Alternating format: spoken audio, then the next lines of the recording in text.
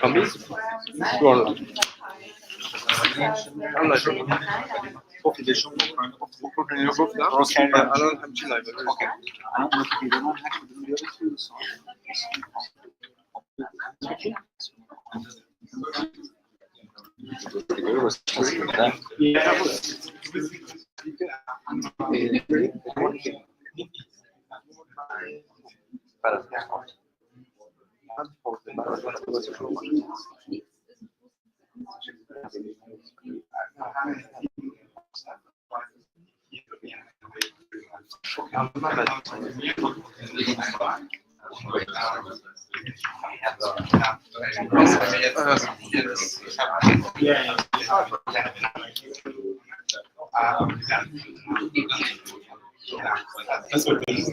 Können wir gerne 10 Minuten Pause.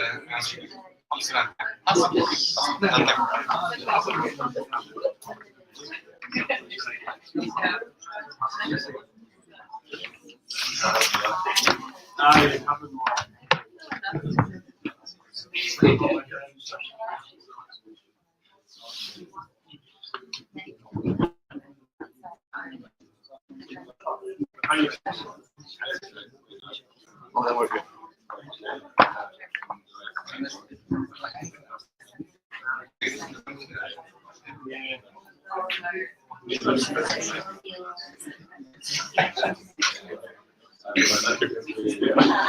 Das ist ja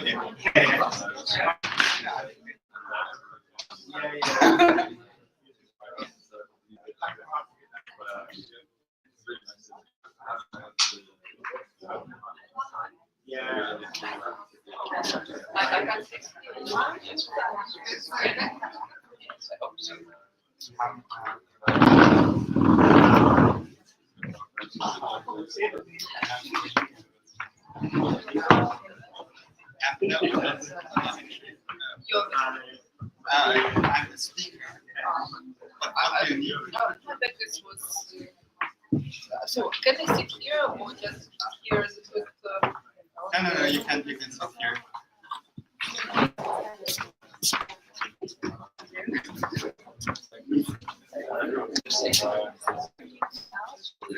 I don't.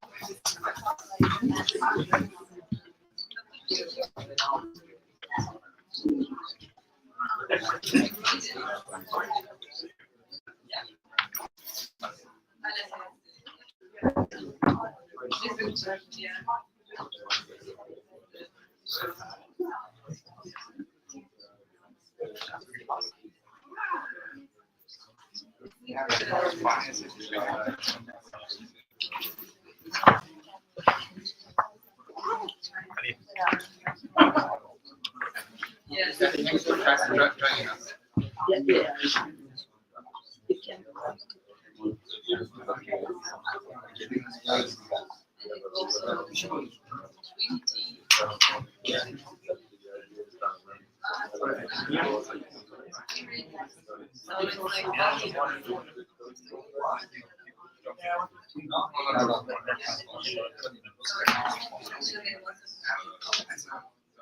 Die Agenda?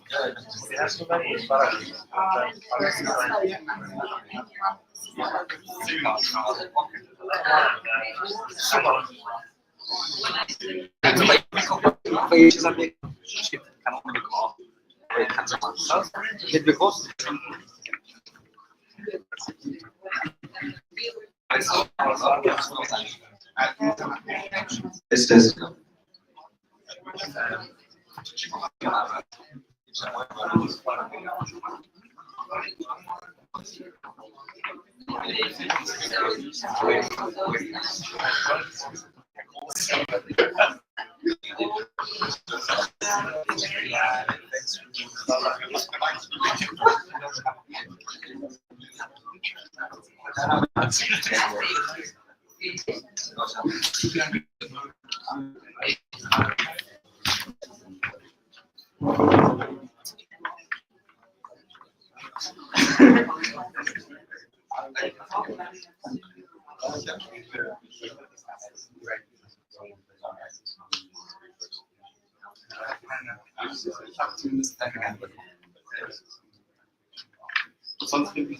Okay.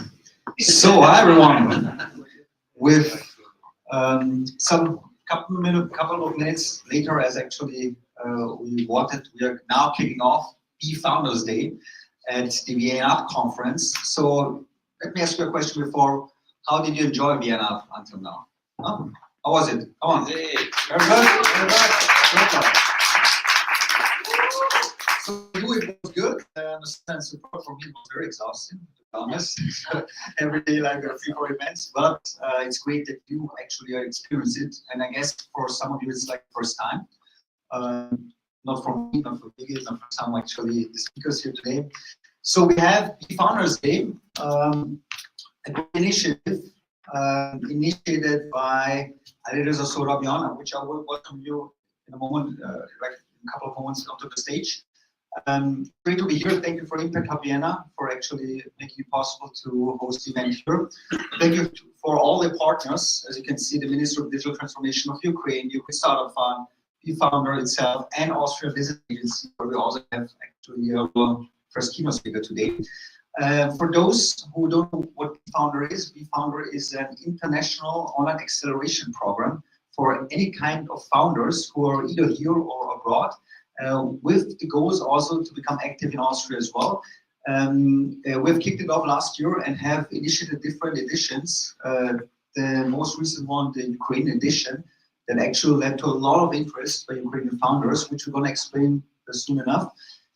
Today, it's about internationality, diversity, about migration, about why it's so important to actually make a startup and tech hub evolve and become better. Just some numbers there. Just think about the number of unicorns in the US and Europe, and then the background of all the founders there. As you can see, well, proportionally, these are founders with migration background. So they bring a lot of potential. I think we should catalyst it, accelerate this, and actually use it in a very positive way. I also see a lot of international founders here. Some of you already know, I'm in touch. So let's kick it off. And for this, I will welcome Alireza on stage, the main initiator of Founders Day. Please give him a big applause.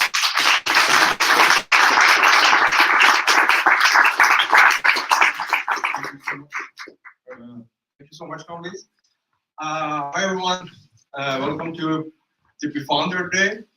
My name is Alireza Sorabian. I'm a co-founder of BeFounder. At BeFounder, we support international founders and migrant entrepreneurs in building bold startups and shaping the future. Thanks for joining us. Thank you very much.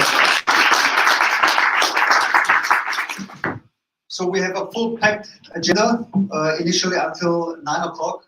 We will be a bit longer this time. With different keynotes, different startup pitches. We also have a live stream the whole event. Yeah? So there will be also Ukrainian actually founders, stakeholders actually then talking to us.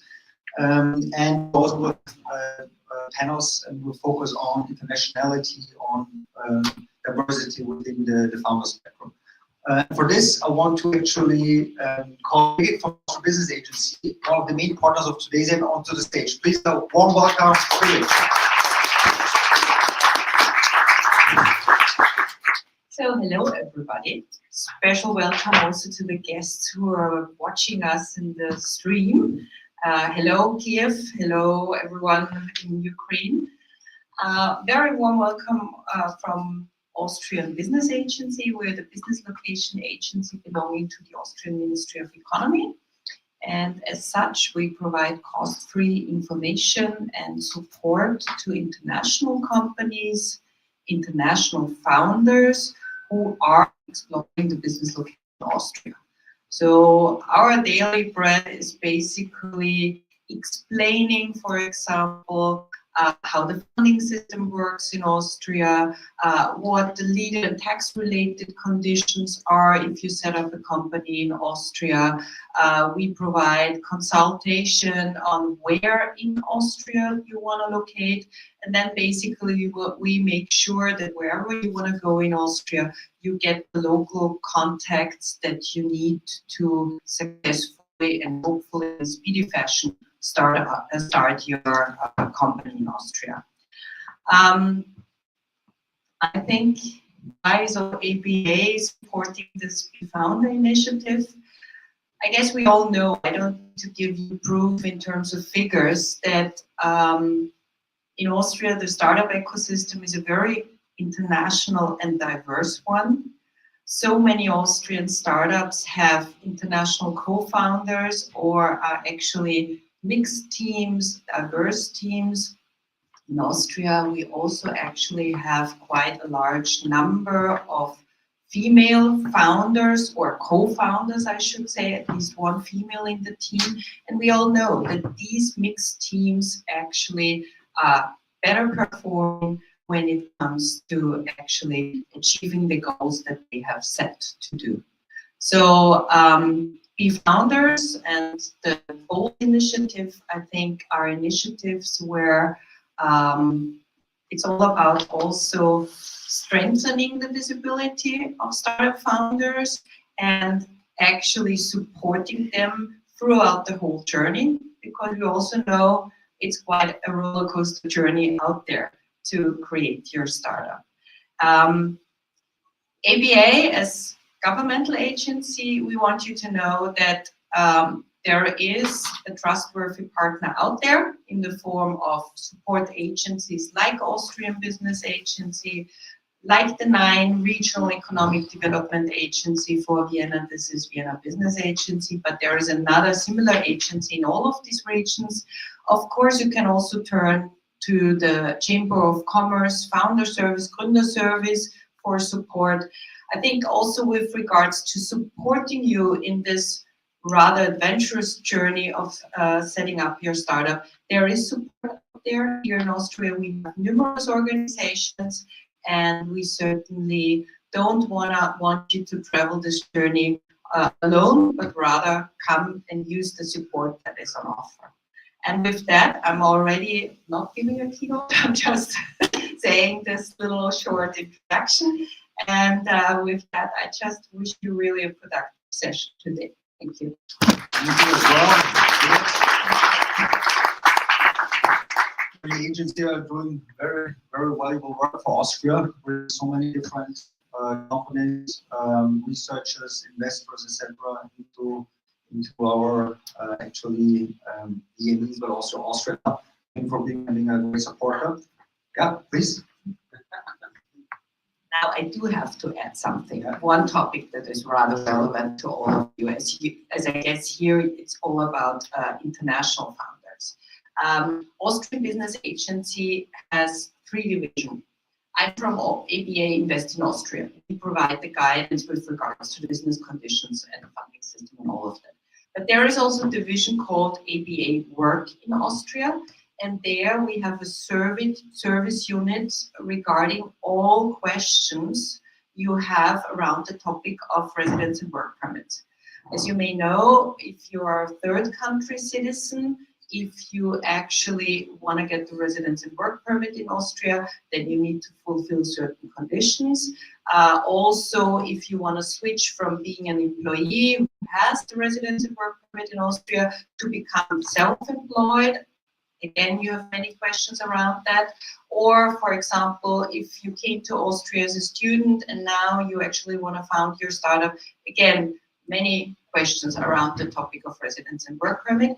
So here at ABA Work in Austria, we have a dedicated team that provides cost-free guidance and also supports you throughout the whole journey of getting the residence and work permit, meaning they help you prepare the documents, they do the check on the documents, they do the check whether the application for the residence and work permit is complete, so that then it is a speedy process and not time is lost in not having the right documents at hand. So also for that, by all means, check out our Invest in Austria website or our Work in Austria website and just fill in the feedback form or the contact form and you are being helped. So, thanks. Thank you, Janine. It was a keynote. Thank you. Thank you very much.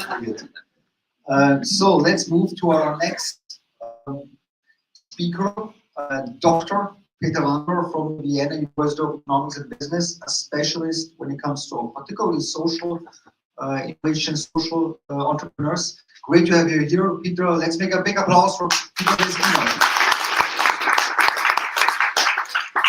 Thanks, Candice. So my name is Peter Vendor. I come with a couple of affiliations. One being founder myself. I started Social Impact Award a couple of years back, which is hopefully known to some of you. Yeah, okay, it's rather a few. We'll need to change that. It's an international award in 20 countries, educational program for social entrepreneurs below 30. Many of you look below 30, pretty much everybody, so you might be the target group. My main job, however, is I work at the University of Economics and Business, where I'm director of the Social Entrepreneurship Center together with Reinhard Milner. And I've been working for quite some years as on the topic of migrant entrepreneurship. Being a migrant myself, having some entrepreneurial experience myself, I'm just fascinated by this subject and by the people who are migrants and start companies. Before I talk about the keynote, I'm a rather curious person, so I would be very interested in who's in the room. Who's an entrepreneur or works in a startup in the room? Okay, that's pretty impressive. Certainly not an average crowd. Who is part of the ecosystem? Who is just here for the food? They're eating outside. They are smart, they are outside, okay. Super. So much of what I'm talking about is probably already known to you by lived experience or by expertise.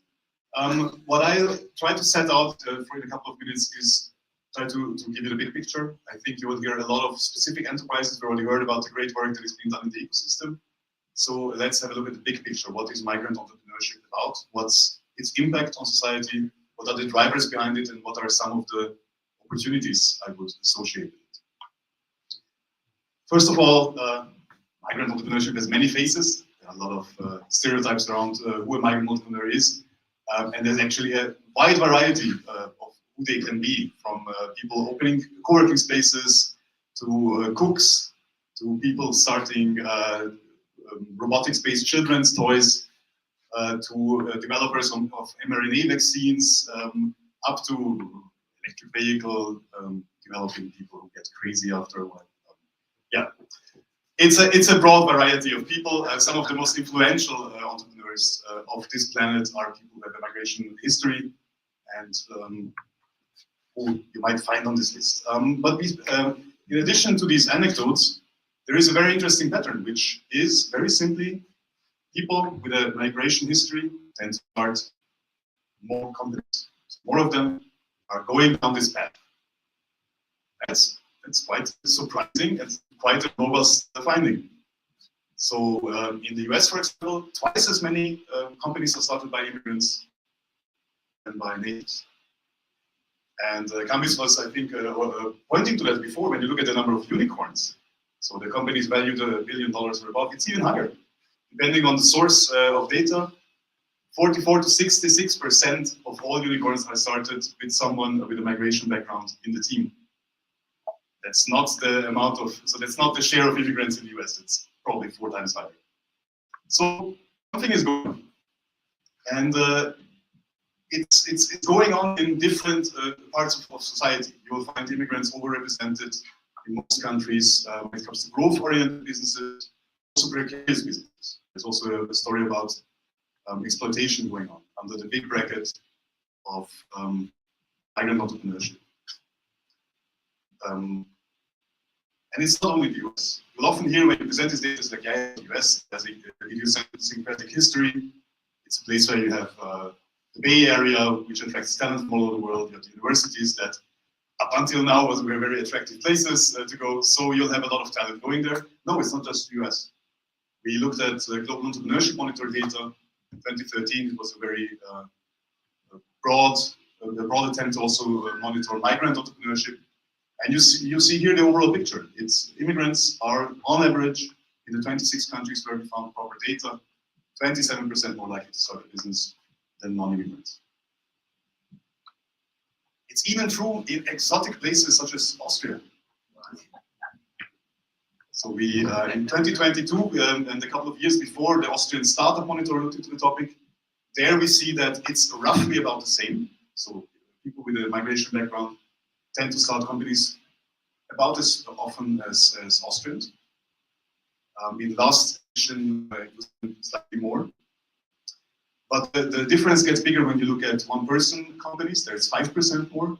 And when you look at the broadest possible definition, such as the Global Entrepreneurship Monitor does, it's 20 to 40% more.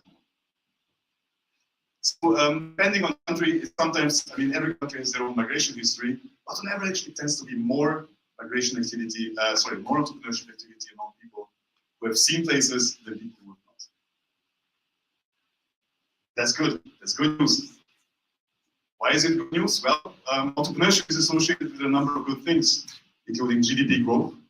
So you can quite directly link GDP growth to migrant entrepreneurship in the arrival country.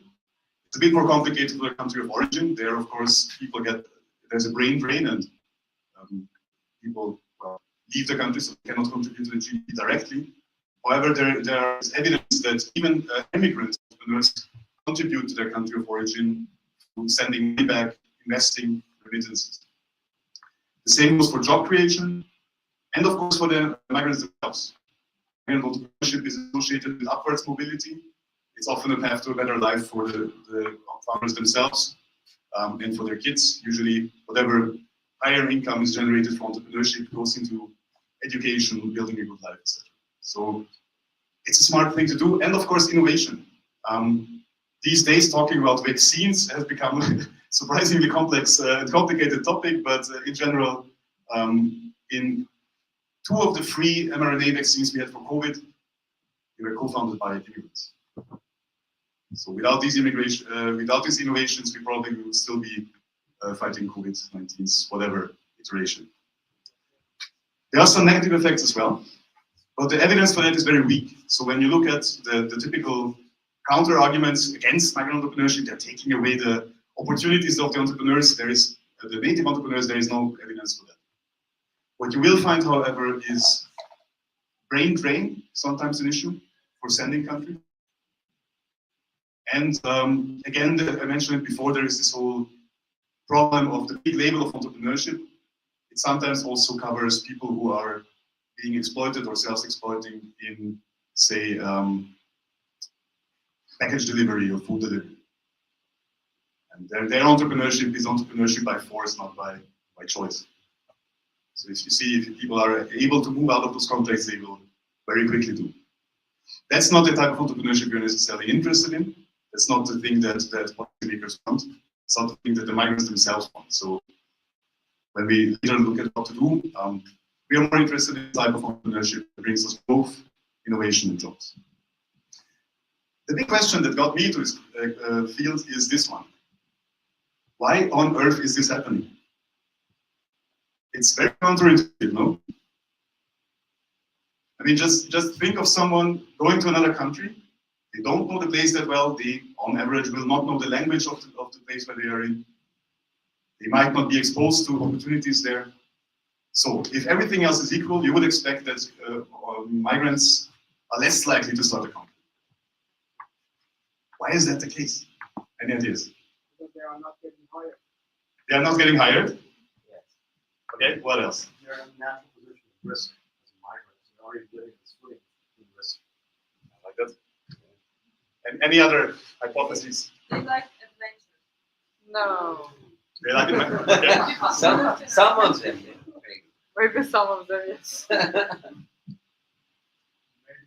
from the population, because they tend to be younger, maybe, or maybe gender bias, and from the cultural experience, maybe that they're used to change, changing, there's a sense of agency, maybe, and also from the context of fear of failure, which is contextualized that experience that the migration brought, so it could then be adapted. All right, good ideas. I would say you rather summarized 50 years of research into migrant entrepreneurship quite eloquently here in this conversation. Yeah, these tend to be some of the main explanations of this phenomenon. One is the probably ugliest reason, which is simply discrimination. That is still a fact, of course. It's probably lived experience of many people. It's not only discrimination, it's language barriers. There's a lot of problems around nostrification. You have your high school degree, you have your university degree, and then you come to Austria, and either employers don't know what this means, they don't know that the company you have been to is one of the leading companies, or they don't understand what the university degree actually means, or doesn't. I mean, probably there are experiences here around that. There is also main discrimination that you can see in food experiments. So there are correspondence studies that have been done in European countries across the world where you will have an identical CV and an identical cover letter being sent to real job offers. The only difference being it's either in Austria an Austrian sounding name, or a Nigerian sounding name, a Serbian sounding name, a Turkish sounding name. And depending on the names, it will take you 1.3 to 2 times more applications you have to write to get that invitation. So that's an issue. And it's mainly also an issue for the employers, because many immigrants know what they know what they're worth, and that's one of the reasons why they will then more often than others start companies. You mentioned that it's what you can do. If employers don't recognize it, the market will. So that's one of the more unpleasant reasons for migrant entrepreneurship. But there are also some that point towards some of the advantages that immigrants have against natives. And one is access to resources. One of the earlier findings of sociologists in the 70s and 80s was one of these access being they understand how maybe their co-ethnic fellows, what they need. So for example, you will have Chinatown, you have a lot of Chinese in some place, and if you're Chinese, you will probably know much better what the products are that are interesting for this group than others. So you have a protected small market, and you have the advantage of getting access to it. So that can be very helpful. The same for group-specific funding support. Group-specific support, you sometimes have groups based on ethnicity or shared experiences that support each other, especially when they have experienced negative effects like we've seen before. So there is support for each other. There's sometimes access to labor that can be gained through shared experiences. And of course, if you come from a different place, you might have still a quite good network there. So when it comes to hiring in another place, when it comes to getting access to suppliers, when it comes to getting export markets, you come with a head start. And finally, there are some individual characteristics and abilities that immigrants have that your average native might not have. Starting with education. On average, in most countries, immigrants will have higher education than non-migrants. That's, by the way, also true for the startup founders here in Austria. When we looked at the Austrian Startup Monitor in 2022, we found that the number of PhDs is significantly higher among tech startups with immigrant background than natives. And we know that higher education tends to correlate with more startup work. Someone there in the last row also already had this on their mind. Yes, immigrants tend to be more often in those age brackets between 25 and 45, where people tend to be most entrepreneurial, and it's also, on average, slightly more often men. And in the current times, men are still more often entrepreneurs than women. It's changing, but still, that's one of the explanations. And maybe the most intriguing explanation is some mental advantages. You said immigrants are more interested in adventure, are more willing to take risks. There is something to it, right? Going abroad, living abroad, working abroad, you don't know the place, who is going to take the decision? It's probably people that have some willingness to take risks, some ambition to see something else, some lust for adventure. And it happens that these are exactly the traits that will make you more likely to start a business, and in some cases maybe even be more successful in doing business. Last but not least, there are some cognitive abilities that have just in recent years been associated with migration, including creativity and business creativity. We have done experiments where we, I'm not going to go into the details, but basically we primed a group of migrant entrepreneurs. Some we reminded them of their migrant experiences, some we didn't. And once you access your memories of living elsewhere, it's the perfect input for business ideation. It can really help you to say, well, I've seen this thing solved here in Austria. I've seen this thing solved in Ukraine. Interesting. One could transfer maybe an element from here there. Maybe there's a third solution that's even better. But one of the core elements of creativity is recombination. So if you have a migration background, if you have a migration story, you have a second set of experiences that you can constantly use to compare, recombine, and become creative.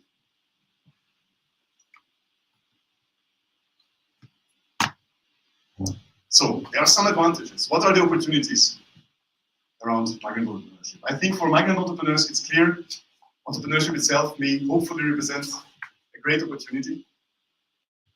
And based on this research, one can see that there are resources and advantages you may use that provide an unfair advantage compared to natives, as we say it in the Lean Canvas speech. So for example, a friend of mine is a Turkish immigrant who started a company. He's really good at finding developers, simply because of the fact that A, he has access to Turkish developers, B, sometimes people from other countries are more willing to work with him because they know that he's a migrant himself, so he has more empathy for other situations. And that's a real business advantage for him. There might be other advantages for you. Feel free to use them. It's yours. The same goes for the creative potential. And of course, there is this opportunity of working with ethnic niche markets, the so-called protected markets. For a while, it has been strongly recommended if you're a migrant, address one of the markets for other migrants. That's increasingly less recommended because usually mainstream markets tend to be more profitable. But especially for first-generation migrants, that can also be a smart way to start. And finally, use ecosystem offers to build local networks. We have heard a couple of them already. Austrian Business Agency is doing amazing work, and many others. Also, Tech to Impact, I can recommend, and of course, BeFounder, the whole stuff today. So these networks are very valuable, also considering that if you look at what startups say, most of them will tell us and have told us in the Austrian Startup Monitor study that access to local networks is one of the biggest hurdles. So if you can use the network, you can overcome these hurdles quite effectively.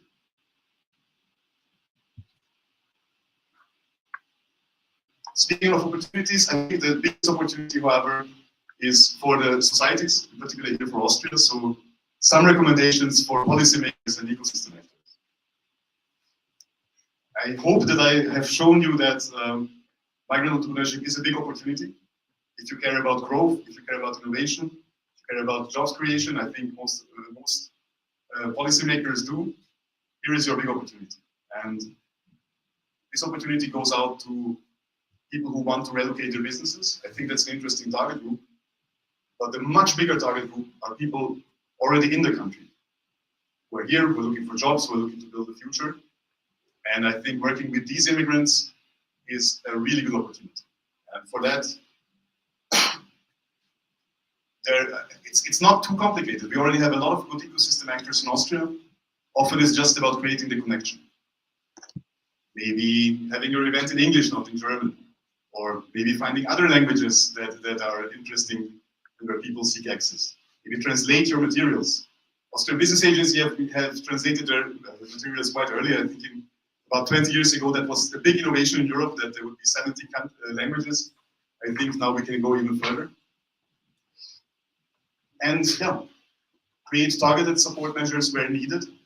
Very often it's not needed to build something specific. These are entrepreneurs after all, figure it out. But if there is big language barriers, if there are very big differences in the background, sometimes you might want to build a specific program for example, Ukrainian entrepreneurs. We, for example, have built our own program for Ukrainian civil society leaders. It's called the Civil Society Leadership Program for Ukraine. Very generic name, I know, but it does what it's supposed to do. It's a 10-day program that we do every year. We have some of the most amazing people join that program. Quite impressive. Anyways, yeah, what else can I recommend? I think overall, strengthening Austria as a startup location will also benefit these entrepreneurs. And overall, I think we should invest not in building walls, but building startup incubators for immigrants. Thank you. Thank you very much, Peter. Great keynote. Just wait a moment. So, wanted to ask the audience, are there questions for Peter now? Any questions here? I mean, was it super useful, super valuable? Any questions there? No? Because I have one question, Peter, regarding with regards to Austria. Now, with this kind of topic, what would you actually recommend, or let's say Austrian politics, or in kind of any kind of initiative you would implement to have an even bigger impact in the upcoming years? I'm happy to send you a list of 15 recommendations we have for Austrian government to implement migrant entrepreneurship. I think one of them would be to put that issue or topic on the stage. It's surprising, given how much entrepreneurs contribute, migrant entrepreneurs contribute to the Austrian economy. They're almost invisible. There used to be, I think, some strategy 15 years ago, vaguely around integration entrepreneurship, but there's not too much interest in the topic. And don't get me wrong, sometimes having no interest in the awareness of a topic is good for a topic, especially in a country like Austria. Maybe letting private sector and engaged ecosystem players doing their thing is often very good. But in order to take it on the next level, there will need to be real political attention for the topic, maybe a strategy for migrant entrepreneurship, maybe having keen awareness on migrant entrepreneurship in the startup strategy. I think there could be a lot more activities like this to make sure that all the immigrants who want to be founders in Austria can be founders as fast as possible. More awareness, more communication, giving the message. Thank you very much. Great.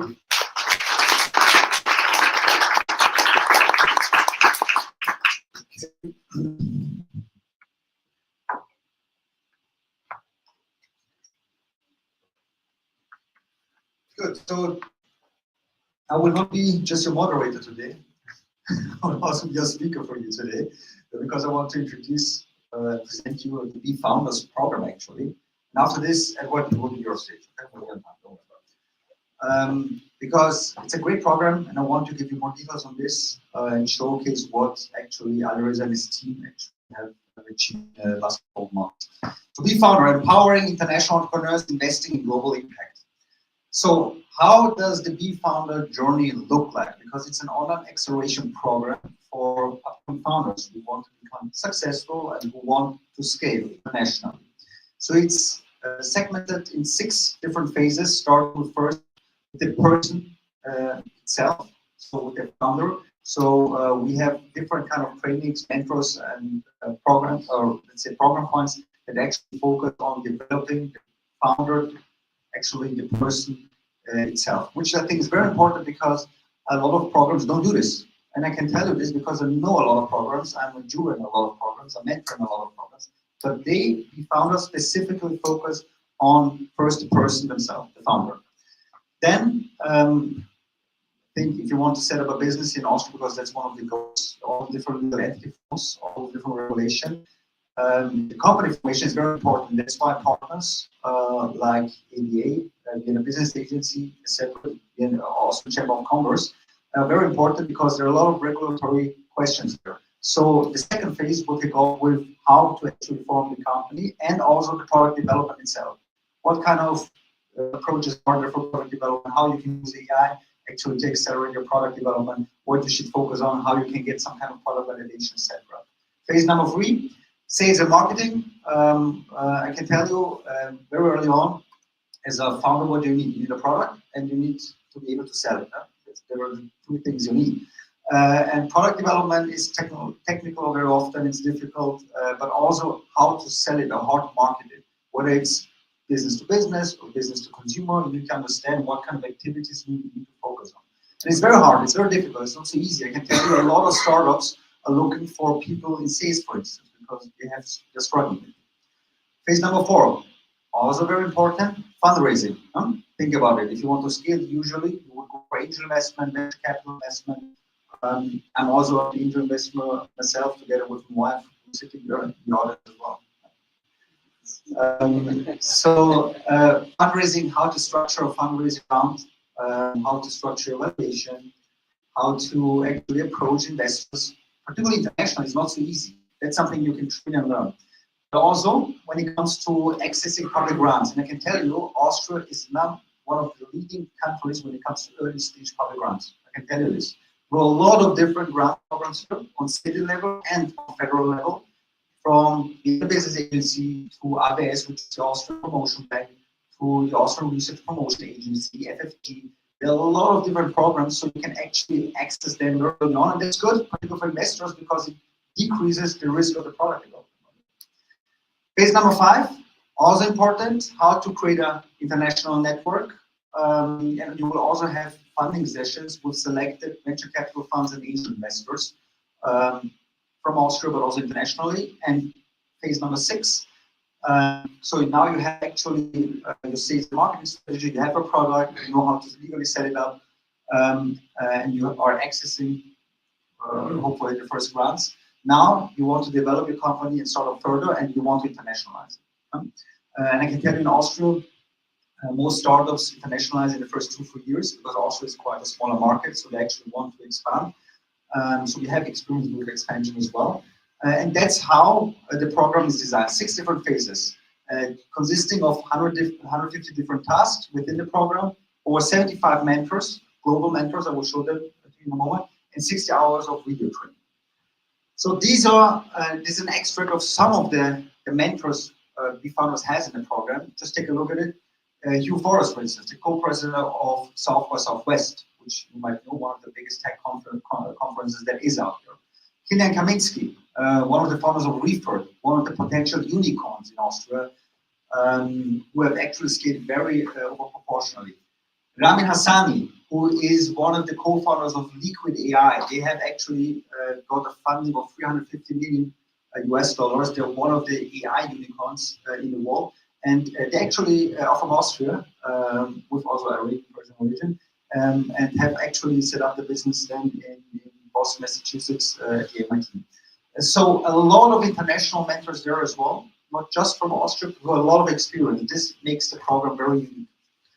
Also, if you want to scale your business, you need access to good lawyers. I can tell you, good tax accountants, good notaries, people you trust, but also, and this is something yesterday that one of the events in Vienna was.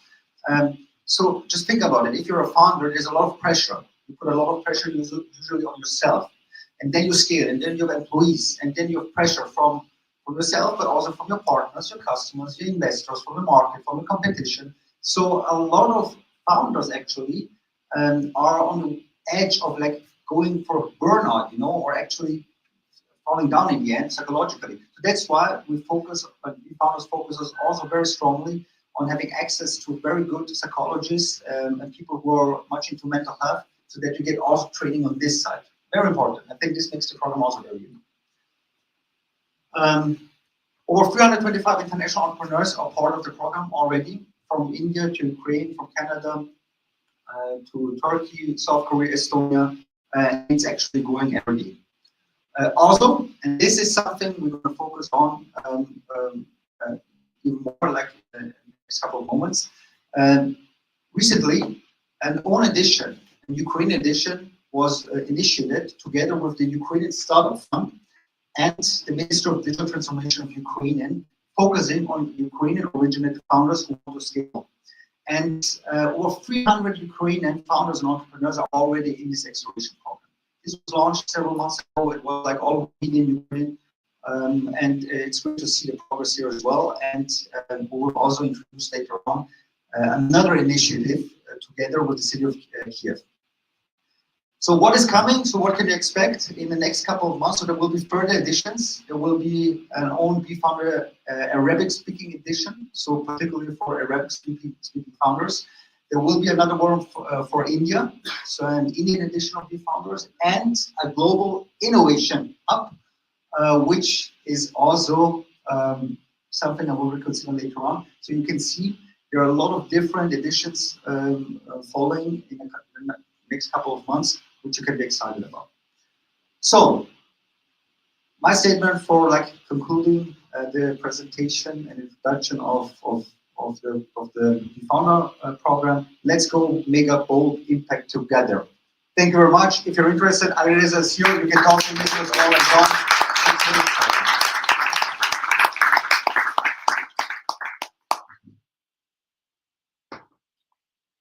And by this, I can gratefully introduce you to our last key speaker of the first part of today's program, Edward Feldman, who is from Verbund, responsible for startup development, one of the leading energy companies in Austria, very innovative, very much also in renewables. They have also their own, actually, CVC, corporate venture fund, Verbund X, and he happens to be the neighbor of my mother. Please come.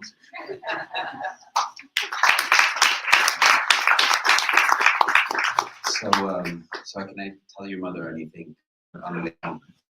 Messages. She's there. Oh wait, there's WhatsApp. Hi. Good evening. Is it what, day 8 or 10 or 20 of the ViennaUP? How is everyone's energy level? Good. All right. Of course yours. I make up. So probably can hear from my voice. I didn't know at first what like a corporate guy was coming founder tonight, but now I understand. I'm also an immigrant. I'm from Minnesota in the US. I've been here for 20 years. I think the story that I can tell you guys tonight is sort of the other side of the perspective. I'm not a founder, but I support founders every day in my work. I'm a big fan. And I think what I can do is give a very boring and quick presentation about Verbund Ventures and then maybe sort of share experiences, answer some questions, if that's cool. Anyone here know what Verbund Ventures is or what Verbund is by show of hands? Okay, good. So there will be actually something to present. That's nice. All right. Maybe as background, as I said, my career is in energy and finance. I will explain what Verbund is for people who don't know and what kind of programs that we do. I can say also that I think from the immigrant perspective, I'm the only American in a very, very, very Austrian company. I think there's over 3,500 of us. I manage to still speak English every day at work. Auf Deutsch reden auch, aber it's a fun game and I get to be everyone's English teacher at work. I've been in many different roles in Verbund over the years, and I think I was very lucky to get the job there coming directly from New York a long time ago. But I think being an immigrant and being a little bit of an outsider in the company has helped tell my story there and sort of helped even make Verbund Ventures happen. Because I didn't have a sort of typical career path there. And to be honest, I've been there for 20 years. I was really bored in the job I had for a while. There was a real gap and an opportunity in what Verbund was doing regarding startups. And so I'll tell you that story very quickly with some very fancy slides. And then maybe we can have some time for questions if you have any. So, for those of us who don't know, look, Verbund is an almost 100% renewable energy company in Austria. We operate all over Europe as well, in Germany, in Spain, Romania, Italy, in trade, energy products all over Europe.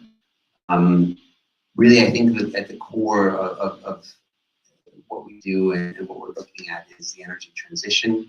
I think Verbund is basically one of the drivers of decarbonizing the Austrian economy, and we take it seriously. Verbund X and Verbund X Ventures was started. There's two projects I'll show you very quickly. Verbund X is sort of our innovation department at Verbund. We revamped in sort of the new one in 2019. And there are two programs regarding startups that maybe are interesting for you, especially if you're in the energy industry. We really do want to boost the transition, and we really are working with startups all over the world and investing in them in Europe. If you don't know about Verbund, I'll just give you a very quick overview. It's more or less the largest energy provider in Austria. All the money most of the energy that we produce is from hydropower. And thank goodness for Austria's geography, its geology, and the Marshall Plan that worked out really well for the company. Somebody actually did that joke. Okay, good. Don't tell my Austrian colleagues, they don't like that one very much. The focus over the years has really been on that backbone and then growing out into a lot of other cool, innovative products. Of course, we have a large portfolio of wind and solar generation all over Europe. We also work in mobility, we work in green hydrogen, we work in innovative solutions on retail and commercial. Storage, so any sort of buzzwords or any sort of topics that you can imagine when you think about energy companies, we do it. Just also to very quickly give you an overview. So Verbund Ventures was started in 2022. The idea of it was much, much longer than that. I can guarantee you I definitely had hair when I first started thinking about making this happen in Verbund. It's been that long. With a lot of luck and persistence and annoying the board of the company, we started Verbund and Ventures. And basically what we do is, for those of you who really care, we do invest in like late seed and Series A energy startups in Europe. Normally we invest 1 to 2 million in the first investment. The areas that we look at are just basically the ones that I mentioned before. Everything is based in Europe for now. And I think the goal is that we'll have a large portfolio of companies, 15 to 20 in the future, and we really want to grow with them. I think maybe what's more important for that is not only do we invest, but we really, here are the focus areas. I will skip that part for you, so you really want to know. We have a nice portfolio already. There they are, all 8 companies and funds, and another one will be coming very soon in Spain. Happy to talk about that more with you later, but I won't bore you with all of these things. This is maybe what's very interesting. I think the other side of, I think really where sort of the meaning, the purpose of investing in all of these companies that are all international, some are also very Austrian, is that we really do want to support entrepreneurs. We really do want to support founders in what we do. It does not make sense for VC and corporate VC to invest in startups without actually giving shit and trying to make these companies grow and looking out for helping in any ways. But we really do try to connect everyone with our network, with the expertise of the company. We sit down with the experts in our business units and really try to develop products with them. We have not provided psychiatry or therapy, but maybe that's a good idea. Maybe I should join them as well once in a while. I have even helped a startup get a bank account, another corporate bank account, so really we will go the extra mile to help with this. Really our long-term commitment with the energy and really being committed to decarbonizing the Austrian economy. We have to have that perspective. And we also have a lot of events. We also do a lot of networking to try to position these companies and also to know more so that we can not only invest, but really sort of helping on that business. Maybe this is an interesting story also. I think the other keynote, which was really a keynote presentation before about you know, how things are developing in migrant entrepreneurs. This team right here, I only bring this up is because it's grown a lot in the last few years, and so maybe a migrant that works at Verbund helped this happen. So, and yes, I think all those things qualify what you said, except for the age group, older than target market. But anyway, I think that the point here is to quickly stop on this is that I think even if you work in the corporate world, you have an entrepreneurial mindset and you have some ideas about taking risk and taking new opportunities. I think a lot of the same results can happen, and these results, I think, are hopefully synergistic with the things that other people in this room are trying to do. Hopefully, I don't have to take as much risk. I fully recognize that. So there is really something that deep respect for everyone in this room that's a founder and working on these things, especially if here in Australia, if you're not from here. The other thing that's also maybe interesting for you as well is there's a second program that we have, which is the classic accelerator program. This was the one that started first before investing in startups and having a corporate VC. It's the Verbund X Accelerator. And here is where we can really help startups globally. When I mean globally, really, we've been working with companies from all over the world. And we have international partners, not only Verbund, that are part of this program. on one slide that nobody can read. Here we go.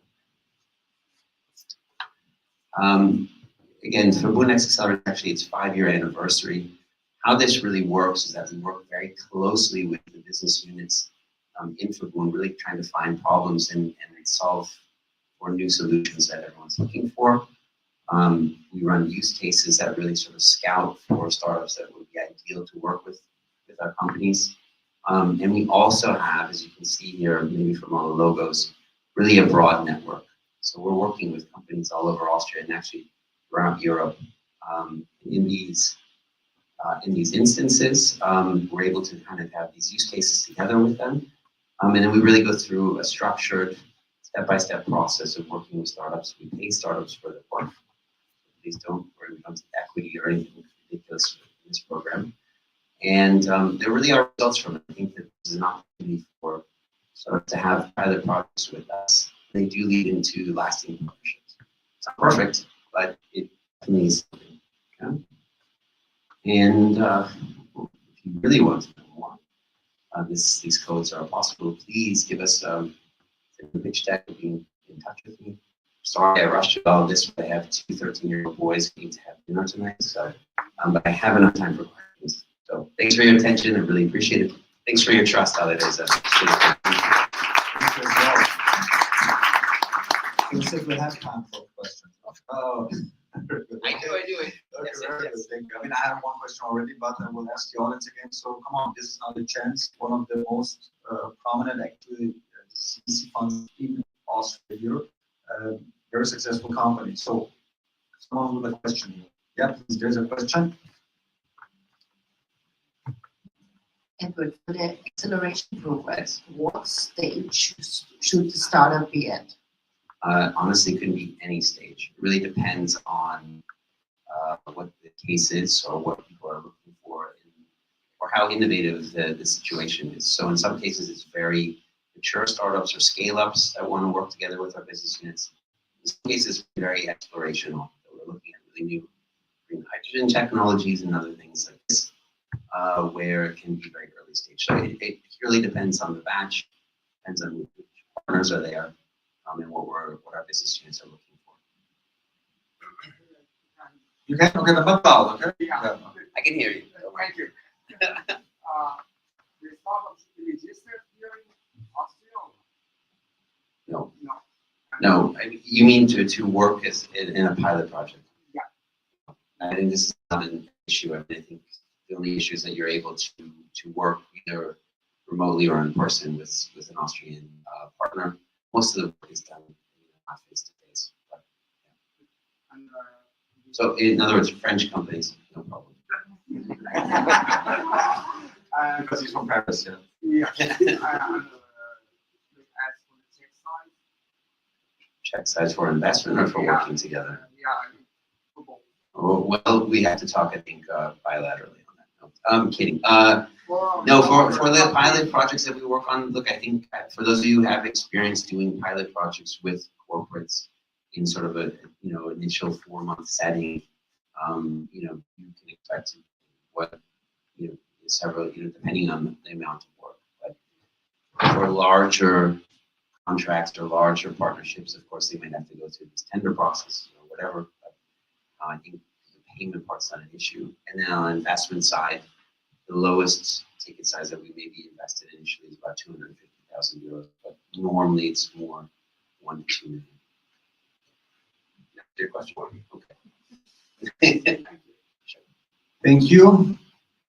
And thank you, Edward, for this great presentation, introduction of Verbund, your company and your job, and what you're doing, and also your background. Thank you very much, and I hope you enjoyed it. Thank you. If you have any other questions, I'm sorry I rushed everything. You can find me, so I'm happy to talk about it. I'm also happy also as an immigrant here to help out with any of those issues too, even support-wise. So look me up. Thanks a lot.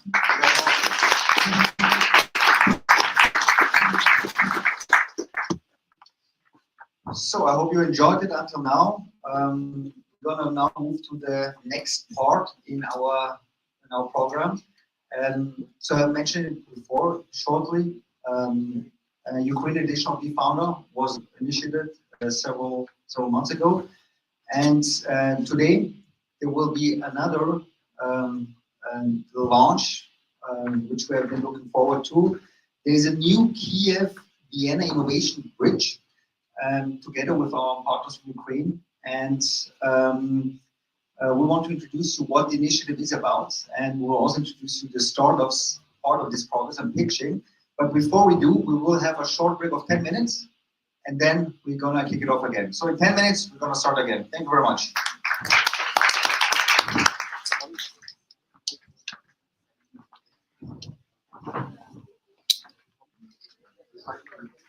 Hello, and you're the one who wants to guide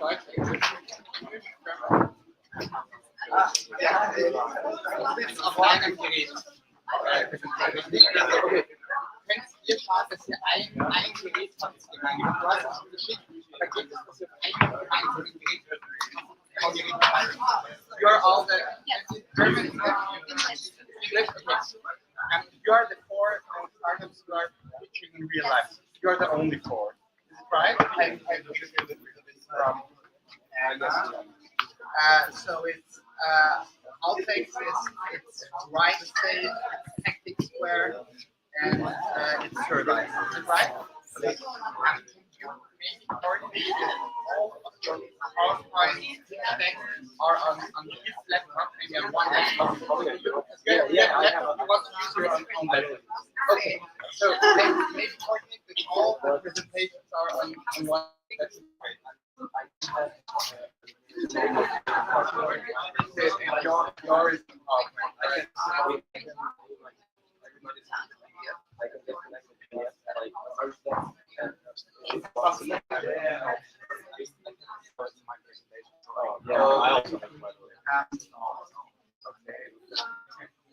But maybe we can just create we have. no, I mean for on site.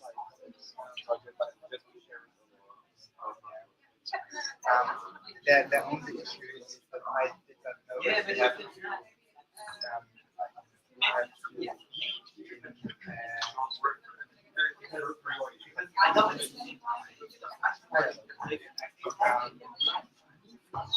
have I did not know that we have to be in a Zoom call and we have on-site. So it's only that you have PowerPoint, you have already sent it to me, we'll check now. And if you two have PDF, then you have also PDF. So you three, you will do it on your laptop. So 1, 2, 3, your laptop, you will do it on my laptop, and you will have the PowerPoint. So you can coordinate by your own that it's on his laptop. It's okay for you. Yeah? Yeah, thank you so much. Unfortunately, I did not know that we are in a Zoom meeting, but now we will manage. I'm looking forward. We will fix the change.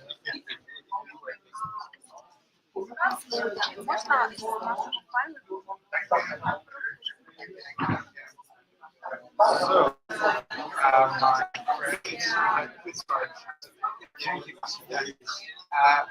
das ist es nicht, aber das muss ich auch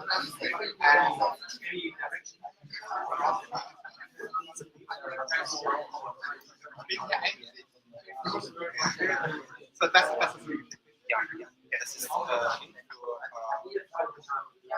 unsere Position und ihre Sätze. Okay.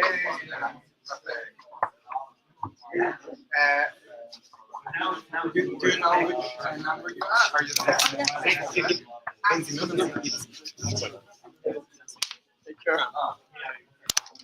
Can you put this here, please?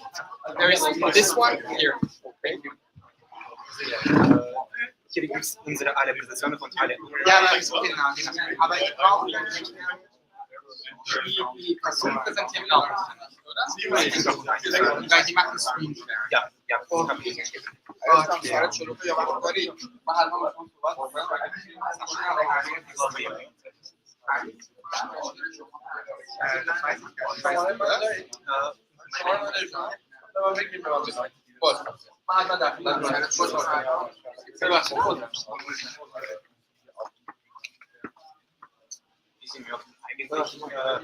Ja,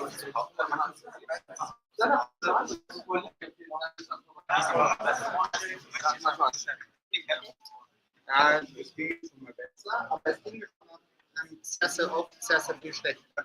Gar nicht, habe ich kurz, aber durch Series, bei Minister, super. Okay? Yes. I know the minister, I have Prime Minister, eine schon Message für Students. Yeah. So, wir gehen falsch in diese. Do you hear us? Oh, that's great. So, first of all, we have the video of our minister. I can already close that.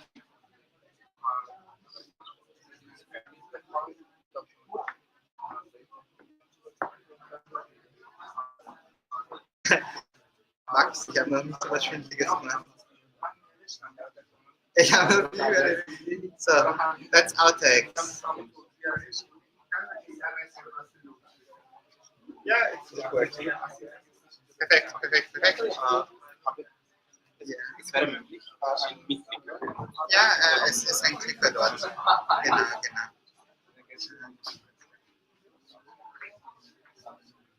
Mikhailo, Marginal, please share the screen to test.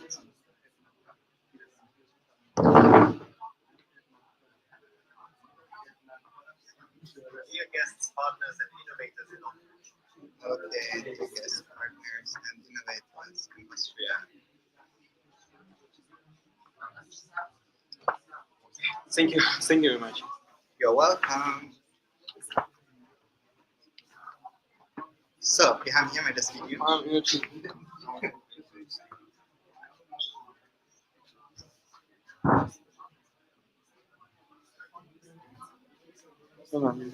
Hello?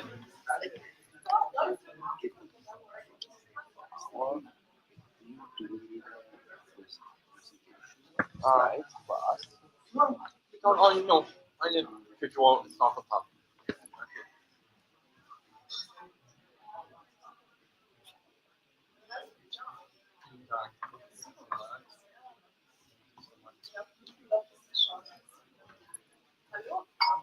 San Francisco Bay Area. Ist ja auch da. Ja, dann muss ich noch umschalten, dass wir die auf. Hallo. Yeah, can you hear us? Yeah, just one more second. Yeah, we can. Try again, please. Celia, please share the screen. Oh, that's great. Test. Perfect. We have you on the great board. We have the video. We have this, and we still need one pitch. We are almost done. Dear Ukrainian friends. Is everything okay? Yes. And it's good to share the presentation. Yeah. Celia's now sharing. I'm sharing it now.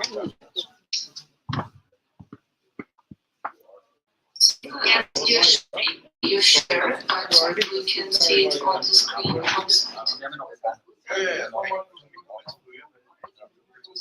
I will.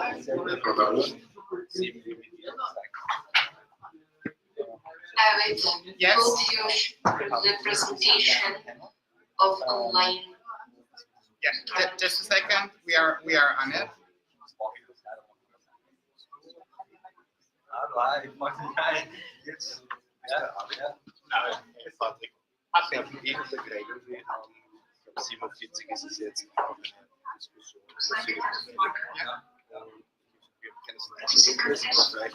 Kannst du einen zum LinkedIn QR-Code, das nur die Leute unsere Informationen haben, das nicht. Ja, das geht. Kann das schnell schicken?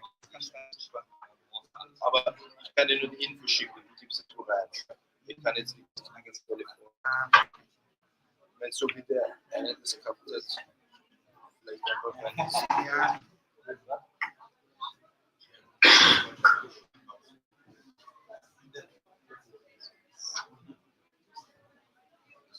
Das ist deine E-Mail. Darf ich eingeben? So schneller. So. But Samir, could you share your screen Genau, fully da because, gerne. Gut. because we now see, like each day. Ja, ich weiß noch nicht so ganz genau den Ablauf, was ich jetzt tun werde, ehrlich gesagt. Vielleicht wäre eine. Ja, zuerst. Zuerst kommt das Video, das habe ich. sogar den Ablauf geschickt. Genau, aber wegen den Online-Dingen. Weiß ich nicht, ob wir das sharen oder. Nein, das müssen wir machen. Die können nur ihr Bildschirm teilen. Wir müssen nur die Möglichkeit haben, ihr Bildschirm zu teilen, oder? Dann müssen die Startups das machen. Okay? Und wir haben Und es gibt nur 3 Minuten Bildschirm, das war's. Das ist keine Q&A. Perfekt. Das heißt, du redest dann kurz, dann zeig dann. Genau, ich werde nochmal einleiten. Ich werde erstmal alle rein und dann einleiten. Aber eh was, siehst du? Genau. Hier reingeschrieben. Dann nach 2 Minuten, dann gibt es quasi ein Welcome Message und ein Welcome Speech. Natalia is also online, yeah? Okay. Yeah? I'm asking you. Yes, and Natalia is also online. Okay, so you hear me, perfect. So we will play first the video of the minister, then speech by Natalia. Yeah. No. And then, Yes. And then to Evelina. Evelina. She is online too, Yeah, but she will present, give innovation speech, with presentation. So for and then we have the startup showcase. Yeah. And Yes, 10 startups. absolutely. Send the startups in the chronology. We started with market, and then we're gonna end with right seed. Everyone 3 minutes and no Q&A. Yes. Perfect. Super.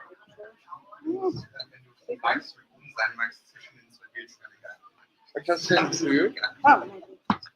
Yeah. Could you please your number? Yes. Bad days. Cosa? Tu numero? Tu numero? Sì, l'ho visto nel servizio.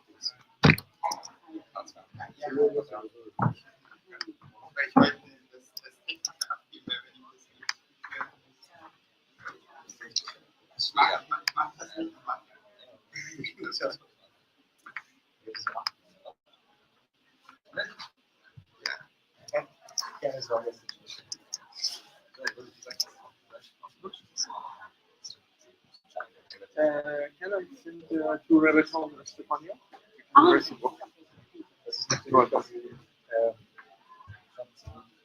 Stefania or Rebecca?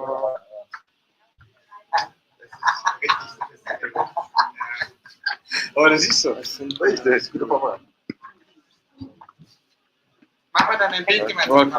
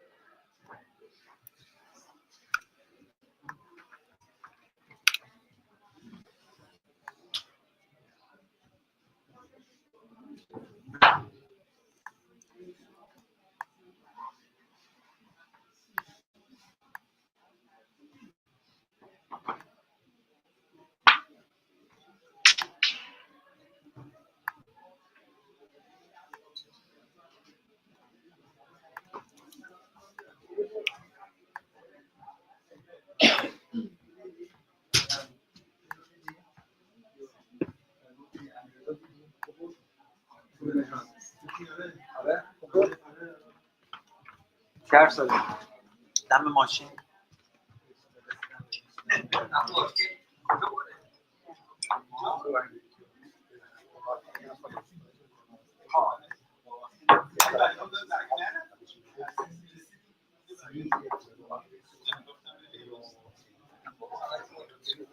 پس بریم فردا میریم نه فردا میریم بریم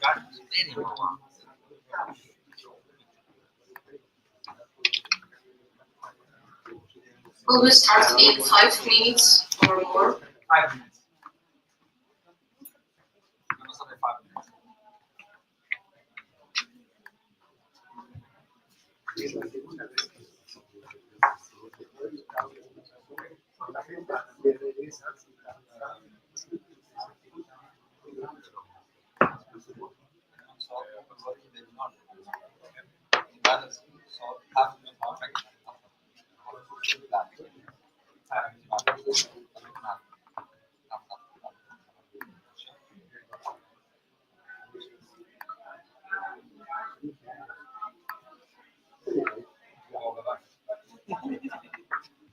Sofia, mas depois fora, vai saber.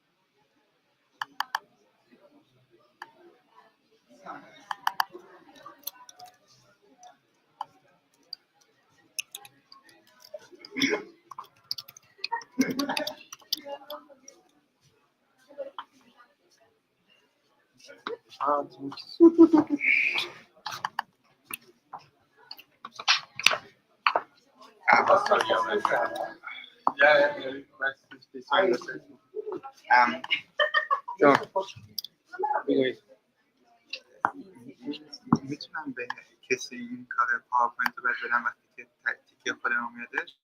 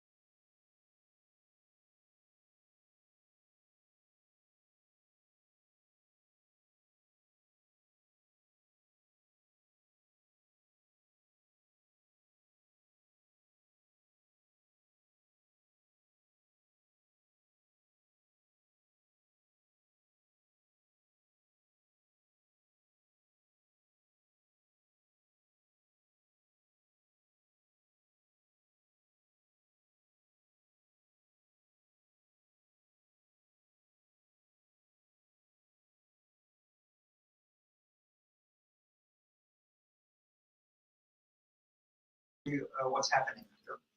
So thank you again for joining us here at BeFounder Day at the ViennaUP conference, the 9 days conference. I'm very delighted to begin with the official Vienna Innovation Bridge presentation. We have a lot of different types of content prepared for you. It's a milestone initiative that aims to strengthen ties between the Ukrainian innovation ecosystem on the one hand and the DACH region. So not just Vienna, but the whole DACH region, which is actually English, Germany, Switzerland, and Austria. And with Austria in its main core activity. Austria is actually the hub for entering the DACH market. This is a strategic collaboration between the Ukraine Startup Fund and BeFounder, and it was born out of one shared belief we had together that Ukrainian tech entrepreneurs can and should be part of Europe's future. So let's begin with our session. For this, we have actually a welcome video message by the Ministry of Digital Transformation of Ukraine. So it's great to have a video message by Mikhailo Fedorov himself, the Deputy Prime Minister for Innovations, Education, Science and Technology Development, and the Minister of Digital Transformation of Ukraine. This message will highlight Ukraine's innovation potential and the government's commitment to supporting tech entrepreneurship even in the most difficult times. So let's make a big applause.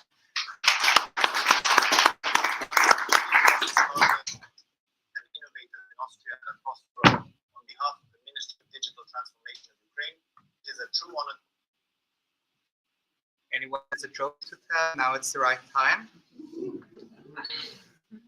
Well, this is a joke.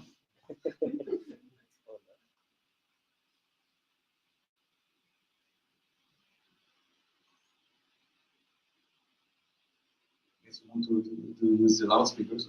Yeah.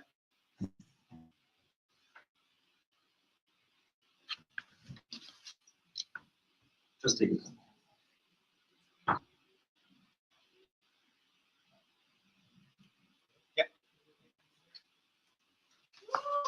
Dear guests, partners, and innovators in Austria and across Europe, on behalf of the Ministry of Digital Transformation of Ukraine, it is a true honor to speak to you today on the occasion of the official launch of the Kiev-Vienna Innovation Bridge. Ukraine is a nation full of bold thinkers, innovative founders, and world-class engineers. Nurturing the spirit of innovation within our country is always a top priority, especially today. The Ministry of Digital Transformation and the Ukrainian Startup Fund have always worked with this mission in mind.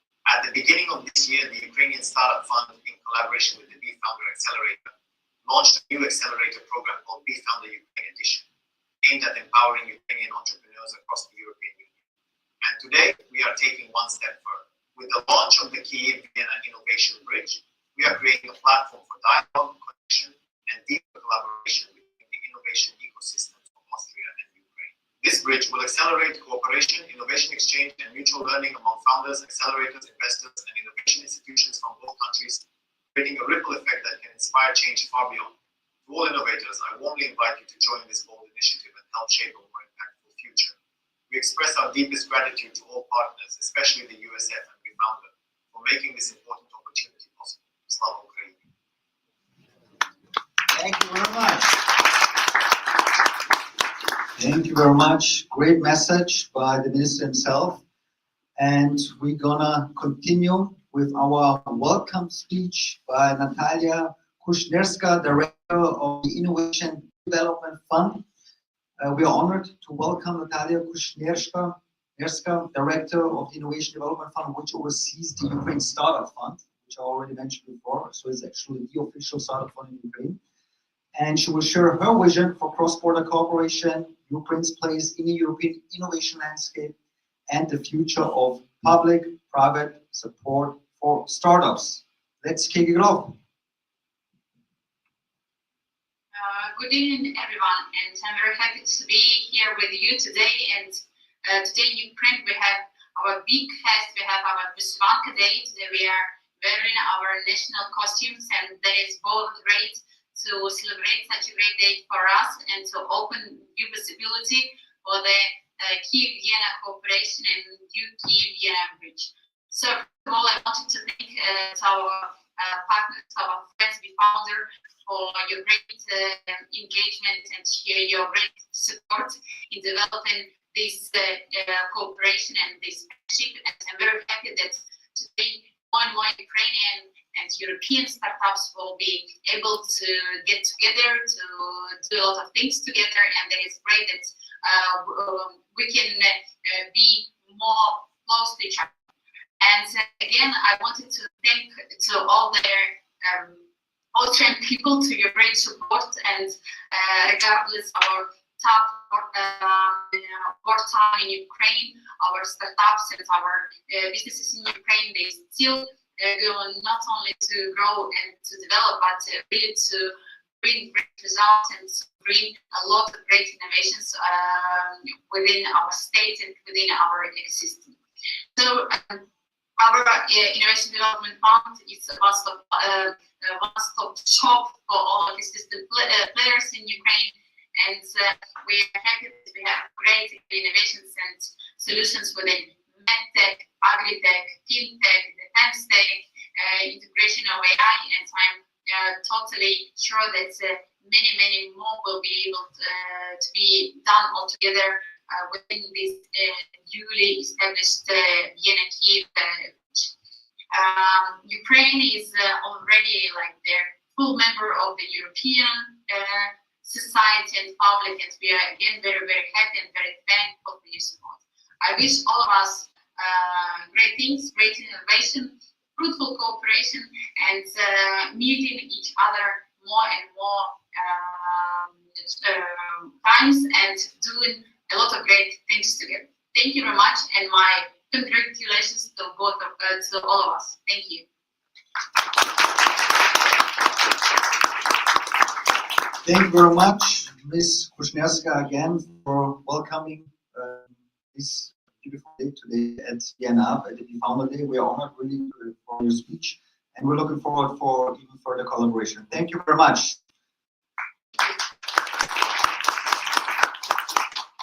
And now we will have the official presentation of the Kiev-Vienna Innovation Bridge. So we'll welcome Evelina Holovanova, who is the coordinator at the Ukraine Startup Fund and who will present the Kiev-Vienna Innovation Bridge in more detail, so you can see what's going to happen here. And I can tell you it's more just a program. It's a long-term actual initiative to open the European Union innovation space to Ukraine founders to connect talent, capital, and ecosystems all together. Evelyn will walk us through the purpose, roadmap, and what's already been achieved. So also here, let's welcome Evelina for her presentation about the Kiev-Vienna Innovation Bridge. Thank you.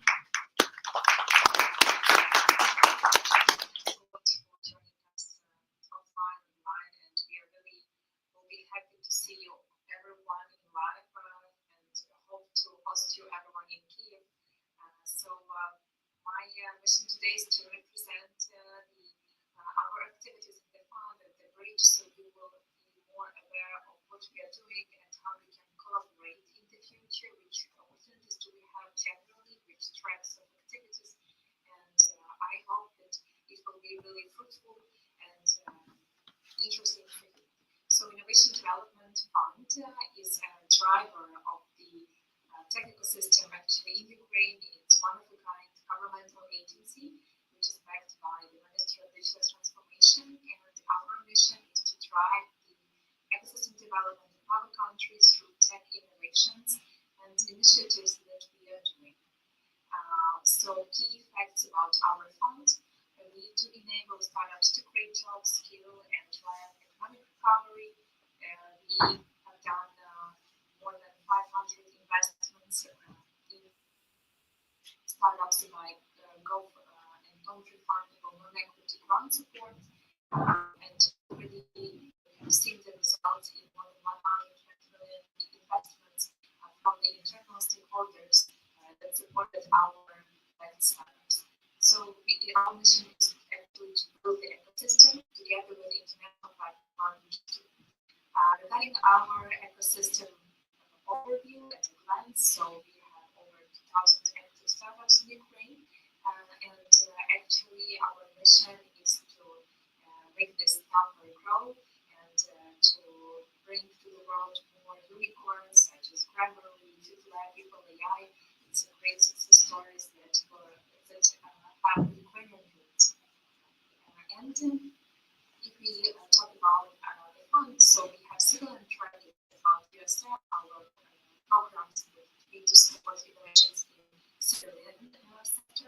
And the defense track is another. Our project is Brain One. We support Ukrainian defense innovations. So it's like two brands under one umbrella of the fund. Regarding our key projects, Streamline, so we have early stage crowdfunding, which is important to know for Ukrainian founders because we do only can support Ukrainian-based companies to help our economy. So it's governmental funds and currently it's donor funds. So a lot of support have already been made, and we are doing this through the ongoing procedure. Also, we have another track is tech missions, it's international delegations all over the world.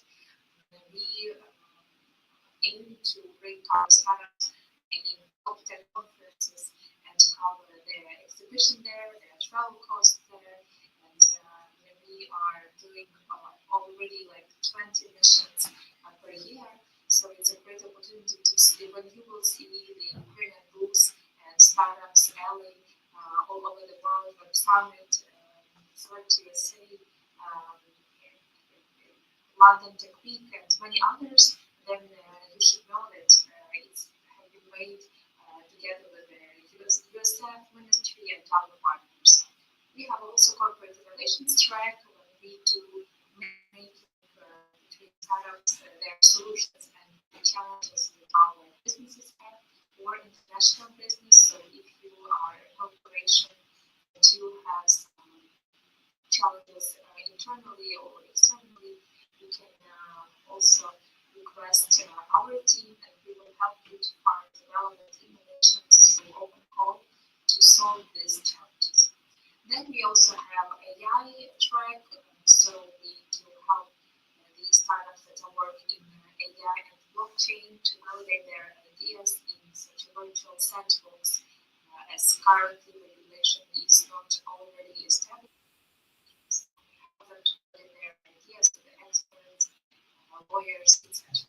And we have startup schools, so it's like educational track to help innovations grow through universities and initiatives. And just a few cases of how we can implement any of the program, not only by our side, but also together with the partners. So it's usually the mechanism that is really helpful to the teams because actually we have infrastructure, we have team, we have a portal to all these applications, experts, more than 200 experts that evaluate all the applications, and we have great results in supported startups. Within the European cooperation and international alliances, our fund is also a member of numerous great alliances all over the world. For instance, we have joined ESNA, European Startup Nation Alliance, and as a result, a few months ago, it was the up-to-date report and different ranks scores among 24 European countries. As we have our DIA app, we have USF, and it's also a great example of government support to early stage innovations. We have our Cultivate platform and many others think that really help to promote the ecosystem and country generally. So it's a big, for us, great achievement, but also a big challenge to grow further, even in such a challenging times for us. Then we also are members of TAFT and EFPA, Euro-Nordic Funding Alliance, and European Agency of Innovations. So it also gives us access to resources, tools, international exchange of practices. So if you are a member of any of these organizations, you can also reach to us and we can collaborate together. Also, we are members of some consortiums in some bravery with the support of the European Commission and European Digital Hub. There are a big network of European digital hubs all over Europe and Ukraine only from this year, from the January, officially started its operations in our countries, so we are happy to open one of these digital hubs network in our country. It calls ViennaUP. So if you would love to also contact our hub activities to see which plans we have, you can search our contacts on the European Digital Hubs network map on the portal of the European Connection and see our website and what we are doing. There are some examples on how our program works exactly. It's the track to how it operates, so it's dedicated to companies. For instance, we have done two tracks with the global searching for food tech solutions, for logistics solution, and the top startups from our country then went to have the actually to have some practice in HQ in Barcelona, Spain, and which helped them a lot to understand more about cooperation and help them to bring some great solution innovations to their business. So it's also very important. Regarding the educational innovation, we have, as I told, AI and collaboration with universities, and in this case, we would be happy to cooperate and network with more international institutions. Great in establishing startup schools or laboratories, R&D labs in their universities, so you can share your expertise with unique instruments and to help our country also to build this system. Regarding the ecosystem events, we are doing more than 400 events since the establishment, so it's an acceleration programs, it's actually boot camps, hackathons, ideathons, workshops, and that's how we help our entrepreneurs to grow, and as well as we found the Career Addition program is the great impact for the greatest program I believe that we can provide to the Ukrainian founders. Regarding the technicians, it's some pictures how it's already can be shown on the conferences. So in just a week, we will have our stand and the delegation of startups in Web Summit Vancouver in Canada. We do also plan to visit the Tech in Paris for third year in a row. And if you will be there, we will be glad to meet all of you in June. Then we have the next web conference in Amsterdam. So it's a lot of technicians, and we see how impactful they are because startups bring their products there and then come back to our country with new investments, clients, and network establishment. And now about the key Vienna Innovation Bridge. Actually, same as Natalia already told, and Mikhailo and Fedorov, we do really appreciate such a great support from the Vienna side, and your actually impactful as the solution for our startups to provide all these efforts actually for Ukrainians for free. It's a great support for us, and actually we do believe that it's really about the connection between markets, connection between talent people, entrepreneurs, and between two strategic ecosystems. So it's Austria, it's Ukrainian, and we do believe that it will have a really fruitful results. And if we will talk about the objectives of these initiatives, it's of course about the best way for our startups to scale their products to enter new markets, and also it's about the practical and crucial education, about mentorship sessions from the external international experts on how to enter new markets, some guidance workshops, and about the visibility to so such as it is now, it's also very important to build these bridges between two markets and two countries. Regarding to the activities this year, so of course we are happy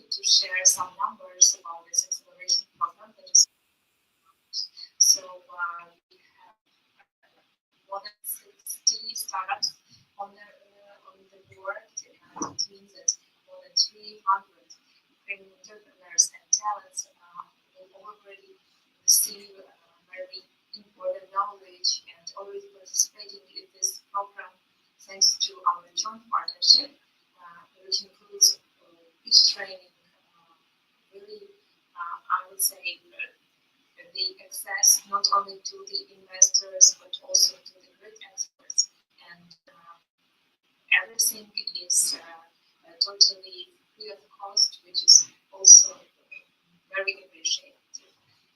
If we talk about the key activities that are currently planning and about today's activities, it is of course about the pitching session, and of course I'm pleased to welcome to see all of these participants that are already prepared for today's pitch day, demo day, in your community, between your investors, stakeholders, so they will have a new network opportunities, they will get new contacts to boost their products. And we are really happy to welcome all of the startups that you see on the screen, because we believe that they can really make a great impact not only in the Ukrainian ecosystem but also in the EU ecosystem and enter new markets soon. And if we talk about our plans, it's some future activities that we can already announce. First, it's a dedicated online space to provide Ukrainian entrepreneurs continuous access to the events, grant funding information, mentorship sources for the growth, which is really appreciable. And of course, it's more about the ecosystem events that we will also continue to bring to the both ecosystems, also in Ukrainian, matchmaking, boot camps, roundtables, and grants for the initiatives. So the main message is just to build the future together, to stay tuned. If you are a startup, a stakeholder, or want to contribute to our collaboration already, so we are open to this, to all the partners who would love to support the growth of our ecosystem. And of course, we are really grateful for this initiative that today and already launched. And here you can scan the QR with a link tree to get access to our website, contacts, all the relevant information on current activities that we have, open calls for delegations and many others. So feel free to scan and use. And if you will have any additional questions or requests, our team will be happy to help you with that. And thanks a lot for the invitation, for this event generally, and I wish all the startups good luck and have a productive evening and event today. Thank you very much. Thank you. Great program. Looking forward to this. Thanks for your contribution. And now we're gonna head over to the 10 startups, actually, startup showcases. We have 10 exceptional startups from the BeFounder Ukraine edition program, each presenting their innovative solutions to the audience now in quite a fast format. So every startup has, let's say, around 3 to 4 minutes to pitch actually what they're working on and what kind of solution they have. And actually stream, so it will be an online presentation. So because they are here part of our video conferencing system, and I think this is actually the most exciting part of the whole program here. So stay tuned. Listen closely, take notes, and also connect afterwards. Ali is here, the initiative of BeFounder. He can share the contact details with you from the Ukraine Startup Fund, because the startups are part of the fund, so that you get in touch with them as well if you're interested to work with them, maybe invest in them, or whatever there is. So, because this event should also be about connecting with each other. And with this, we can now kick off. Abid, I think you are working on it, and Tell me when you're ready. The first one is online, so you will share it. Okay. So the first startup that is going to pitch is Market Now. Big applause for Market Now, and now you can also share a screen.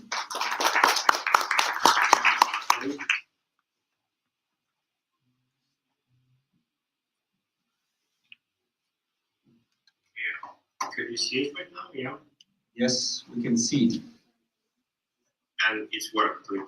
Yeah. It works. Yeah, we can see it. Okay, cool. Let's start. Hi, my name is Mikhail. I'm CEO and co-founder at Market Now. It's a strategic productivity platform for SMBs who want to scale and create a marketing strategy based on real-time data from ads, analytics, and CRM system. And marketing today is so challenging due to increasing cost. Due to the tools, even ChatGPT can create for you ideas, some tips, even some content. Notion can manage these ideas. You can also remember about HubSpot, which is cool, market automation system, also about agencies, including AI actions that can generate tips, some strategies, some plans, and even help with implementation. But all this stuff is solve problem. Your own real-time data-driven marketing strategy.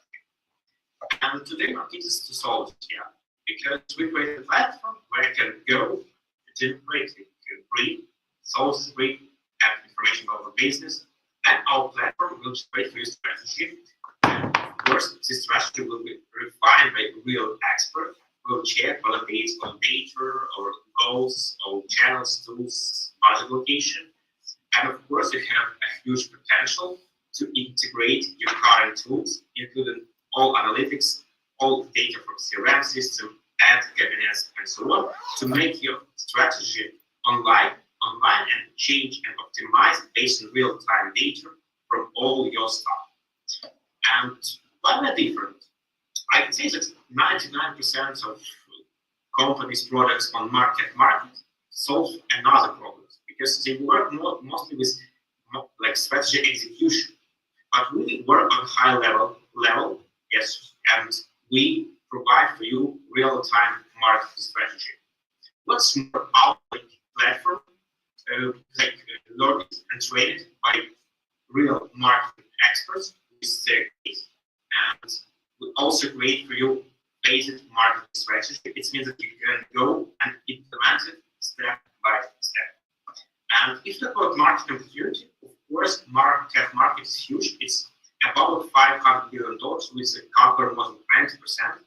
And of course, we're focused on tech SMBs, which want to scale. And if you talk about global numbers, more than 250,000 companies. But for now, we focus only on 3,000 early adopters with ACV of $2,700, which means that our sum is more than $80 million. And we've already created a first. It means that you can go now on our platform and fill the brief. It's not easy, you should spend some time. And then our platform will generate for you strategy, and real expert will check and validate it. And of course, we are working now on a huge integration and connection, all available to use. You can add your current tools and use data from that tools to optimization of your strategy. And we use subscription-based model, pay per strategy, per company, per user. And our team have deep experience in marketing, full stack development, AI, and of course design. This means that our platform is user-friendly and use modern technologies. And thank you for your attention. You can go out now to our website and fill out form, or even go to our platform and test it for free. And you can please use the desktop version for a better experience. Yeah, thank you for your attention. Thank you as well. Great pitch. Great start, Market Now. You did great. And now we're gonna move over to Sir Wise, who is on site. Big applause here, please.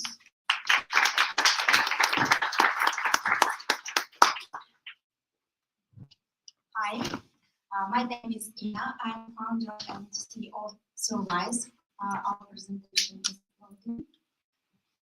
Oh, good. First of all, I would like to thank you for the opportunity to talk with you today, to tell you about our startup, to BeFounder, to Ukrainian Startup Fund and Ministry of Digital Transformation. I have background in HR, solid background. And I remember the moment when I first realized the power of recognition. When in the company I worked, we started into recognition program. And at the end of the month, on all hands meeting, we celebrated employee who gained the most kudos at that month. And I remember the moment when I saw his eyes, they were shining with happiness. After that, he became visible within the company, his career took off and continues until now. He's a successful IT manager in a big company in Ukraine. And back then, not only employees in our company benefited from his high engagement, also our clients, also the company, the most. There are countless studies and books about power of recognition and gratitude and their impact on corporate culture. How can I? Because I go ahead a little bit. Okay, there are a lot of studies about power of recognition, and we know that corporate culture is strategy on breakfast, and still 69% of employees say that they would work better if their efforts were recognized better, along with the fact that highly engaged teams are more productive, more effective, and recognition is the third strongest driver on employee recognition. We still have, we understand that all investment in employee recognition will pay off. On top of that, the World Recognition Index is declining from year to year, and the company losing money. That's why we focus on our end users, on our employees, by creating a platform which keeps them genuinely engaged. And in that way, we want to influence business performance of our clients. What's on the market? Market is big. It's growing. Market has companies who came before us. With that comes a lot of experience and a lot of challenges. How can we differ? What we can propose to the market? First of all, from my observation, users want easy to use, not overwhelmed with features product. Then the next problem arises that people lose their interest very fast. So we go beyond traditional gamification techniques. Badges and leaderboard are great, but not enough. We want to use a lot of non-traditional gaming techniques borrowed from online and offline games. And of course, in era AI, we dream to create sort of AI recognition assistant who helps not only employees and managers and HR, but company overall. We go with the traditional business model. We offer subscription to our users. And our primary focus in terms of go-to-market strategy is Ukrainian market at the moment in the coming months. And then we want to go further to European market and US market. Currently, we are focused on direct sales and presence in social media, but we understand that it's like a first steps for our startup. Our team has 4 members. We cover areas in HR and R&D and product development.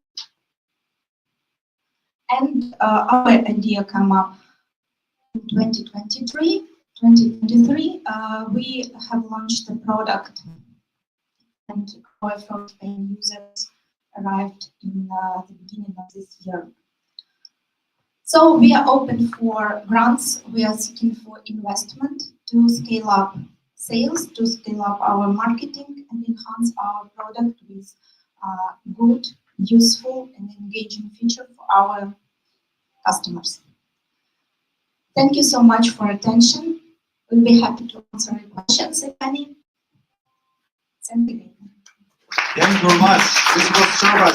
Wait, we will have a Q&A format. We won't make it forward. There's no Q&A format. But I guess afterwards there's networking. If you have questions, you can talk to you. Thank you very much as well. We liked it. So the next one is also on site. It's Arostock. Is it right? That's very right. Arostock. Yes. Yes, right, No. but we're online. Online. Okay. Yeah. Let me just a second, let me Information.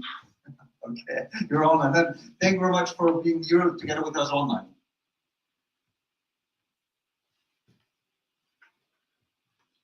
Yeah, can you see it? Yeah, can you see the screen? Yes, we can see. Okay, so let me get started. Yes, you can start. Okay, so hi everyone, my name is Valeria and I'm here today to tell you a story about the seeds that grow stronger and smarter as livestock. Ukraine's agricultural sector has lost billions due to war. Farmland has been destroyed, farmers and agribusiness are struggling with rising costs and disrupted export channels. At the same time, global food security is under threat since NASA predicts corn yield would drop by 25% by 2030 due to climate change. So BeFounder has developed a microwave seed treatment technology that increases yields by up to 65%, makes seeds more resilient to drought and frost, and eliminates the need for chemical pesticides. So it's eco-friendly, cost-effective, and already proven in the field. And most importantly, it gives farmers a way to grow more and cut expenses on chemicals. While other competitors' methods are effective, they come with high costs and environmental risks. At the same time, BeFounder offers a unique solution with no chemical footprint at all. The only catch is specialized equipment, but we've already mastered it. And what makes BeFounder special is that we don't need to replace the traditional treatments, we can complement them to boost the results. And BeFounder works on all types of seeds and integrates with existing farming systems. This means that we don't compete, but we partner. And our impact isn't just a promise, it's already proven. Implementation results from our partner in Poland show yield and profit increase by 16%, meaning that farmers are seeing 250 euros more profit from just 1 hectare of their farmland. The agricultural market is over 300 billion. Now our target segment is $6 billion. BeFounder isn't just a niche innovation, it's a scalable technology with a clear path to adoption. We generate revenue through 3 scalable models. It comes from the processing fees, licensing, and pay-per-use model. BeFounder now is at TRL 8 stage, just 1 step away from full-scale production. Our model isn't only about transactions, it's about building a sustainable win-win ecosystem that benefits everyone in agriculture. So we don't seek 500,000 for equity to fund certifications, trials, and market expansion.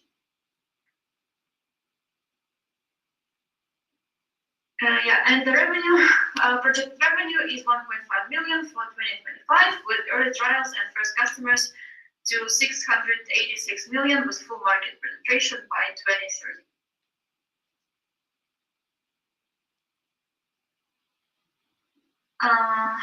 In 2025, we are laying the groundwork for market entry. In Q1, we are working on patents and certifications. In Q2, expanding farmer collaborations and test implementations with huge international agricultural players like Bayer. And in Q3, launching marketing in Ukraine and the European Union to finalize approvals and enter new markets in Q4.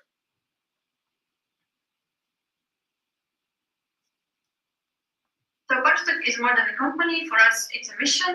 We have the technology and the demand, and now we need the right partners to scale.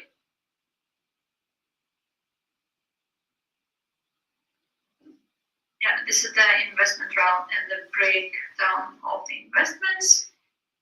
the revenue forecast by 2030. And yeah, our amazing team. Together, we combine over 100 years of experience in agriculture, engineering, and business. And this isn't just a project for us, it's our life's work, because we know how to build, scale, and succeed. So, ladies and gentlemen, Parasec is ready, technology works, the results are real, and the market is waiting. So, whether you are an investor, a farmer, or a partner, we invite you to join us today to build a sustainable future for agriculture and support our homeland, Ukraine, on its path to prompt recovery. And thank you. Valeria, thank you very much as well. Ambitious goals. Looking forward to seeing you succeed. Now we're gonna head to our next startup. At this time, hold on, right on site. Please welcome Routine With onto the stage.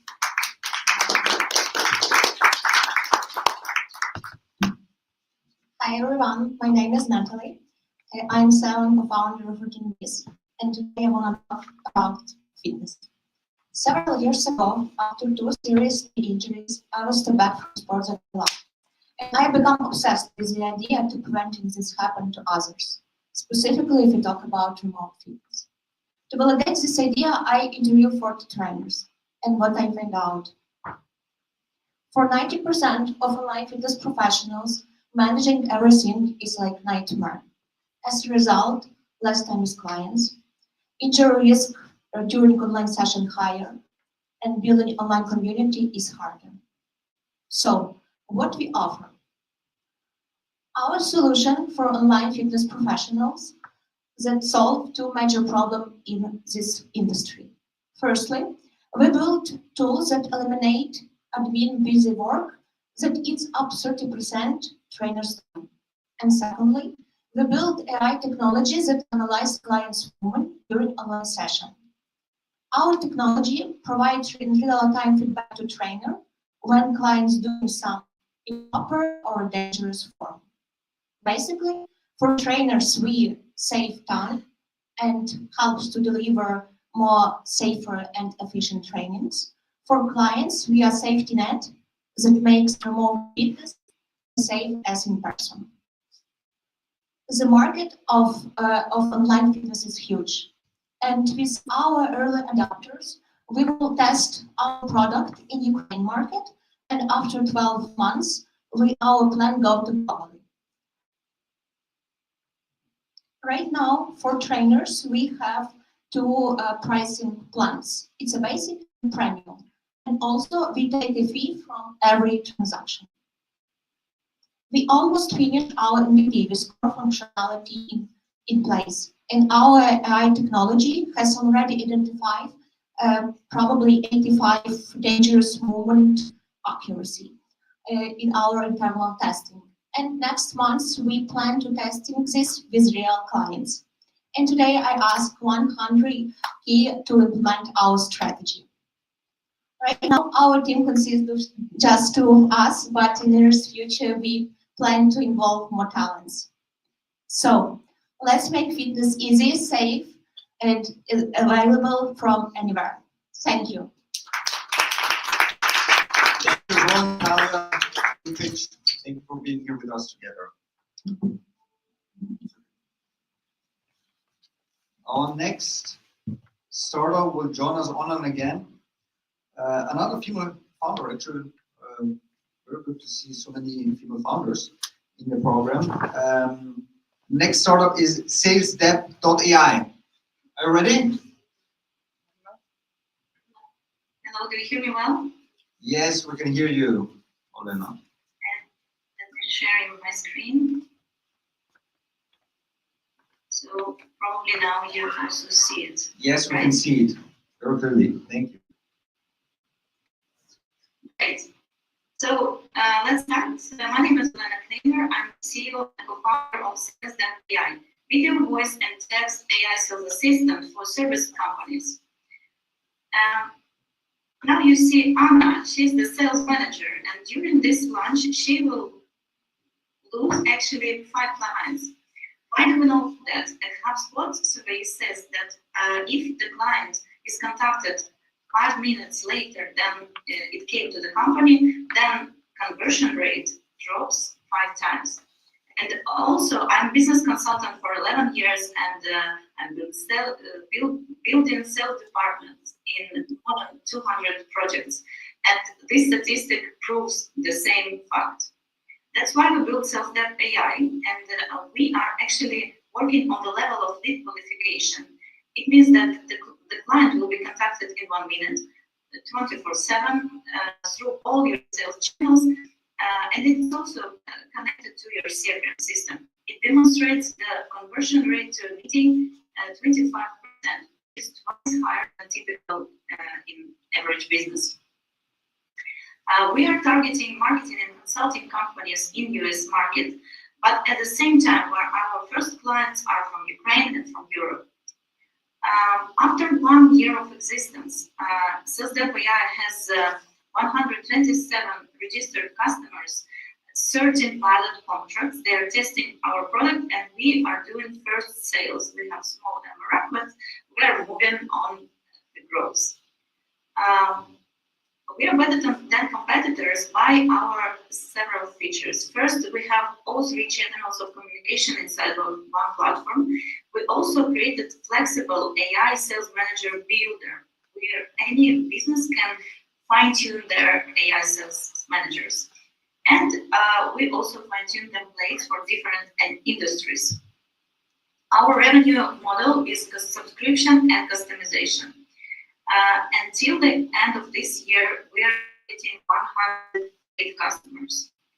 Our team actually has all the expertise needed to implement this project. I'm a business consultant, as I said, and my co-founder, Arsen, is very experienced in web development, especially in AI projects. We also have a strong chief marketing officer who helps us with go-to-market strategy. We're raising 300K pre-seed round. We have already committed, soft committed 150, and it will help us to grow our MRR till 79K and go through the break-even point in 1 month. Here are my contacts. Please feel free to ask me questions, and let's change the future of sales together. Thank you as well. Now we see very good traction. So just for a reminder, if you're interested to get in touch with the startups, you can go to Ali Reza afterwards.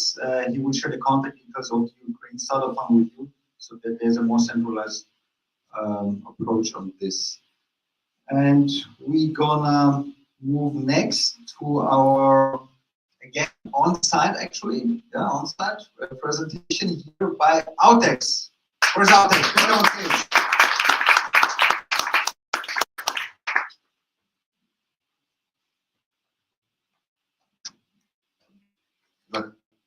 Thank you.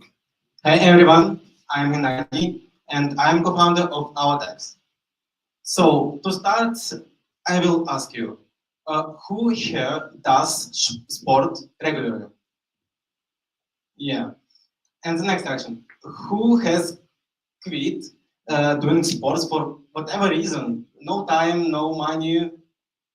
Also, okay. So there are so many of you, and you are not alone. Across in US, Europe, and Canada, only 3 in 10 adults keep a steady workout routine, and 96% of fitness app users delete the app in first 30 days. So, sorry, does it work? So we have solution. Autex, that's the app for working out and rehabilitation that is like your pocket coach, instant voice guided from correction with no variables, and there is real-time feedback for your camera in your telephone, like a personal trainer.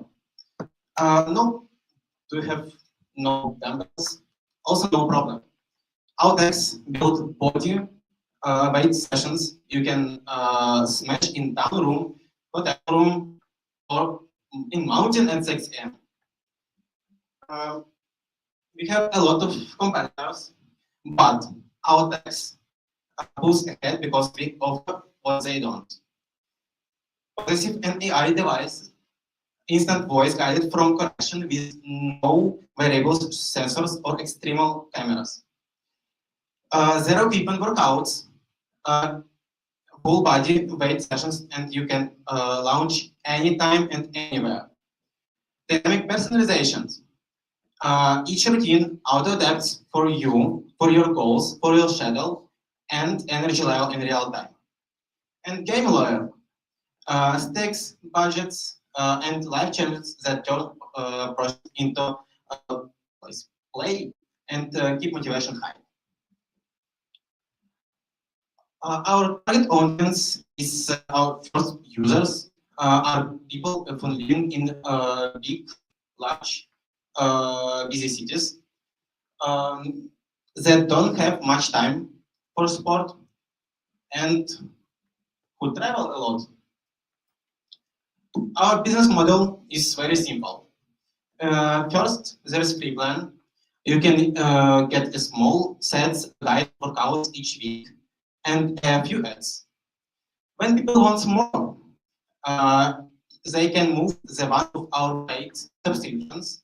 This unlock unlimited workouts, this and open extra features. So you can start from free model and upgrade when you need it.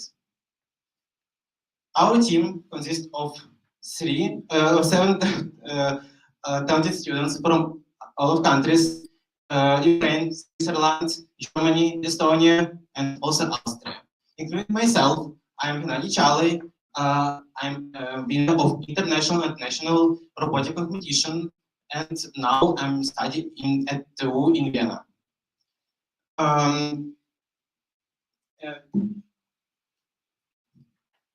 We have working on this project for many years. And during this time, we were already in ViennaUP 2024 with USF. We won second place in New York, and this year we will fly in Paris again to ViennaUP 2025. So we have already developed our AI, tested the market, and built our website. Right now, we are in alpha test phase for iOS, and the next month we will have beta test for both Android and iOS. To do this, we are raising $400,000, and a large part of this has been covered enough grants from AWS and prizes from startup competitions. Join us. Turn the world into the big borderless gym. Sign up for our alpha test with our website, test now, and do sport regularly. Thanks. Thank you as well, Gennady. Sign up. Great to see that you have such a diverse team and that you're here in Vienna, Austria, and have already got public funded by the AWS. Great job. Now we're gonna move to our next online presentation, and we're gonna head over to soft or trains. Hello everyone. Hi. Share my screen.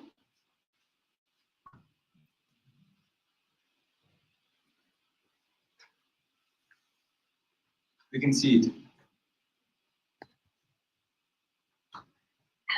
Perfect. Let me change. Wait a second, please.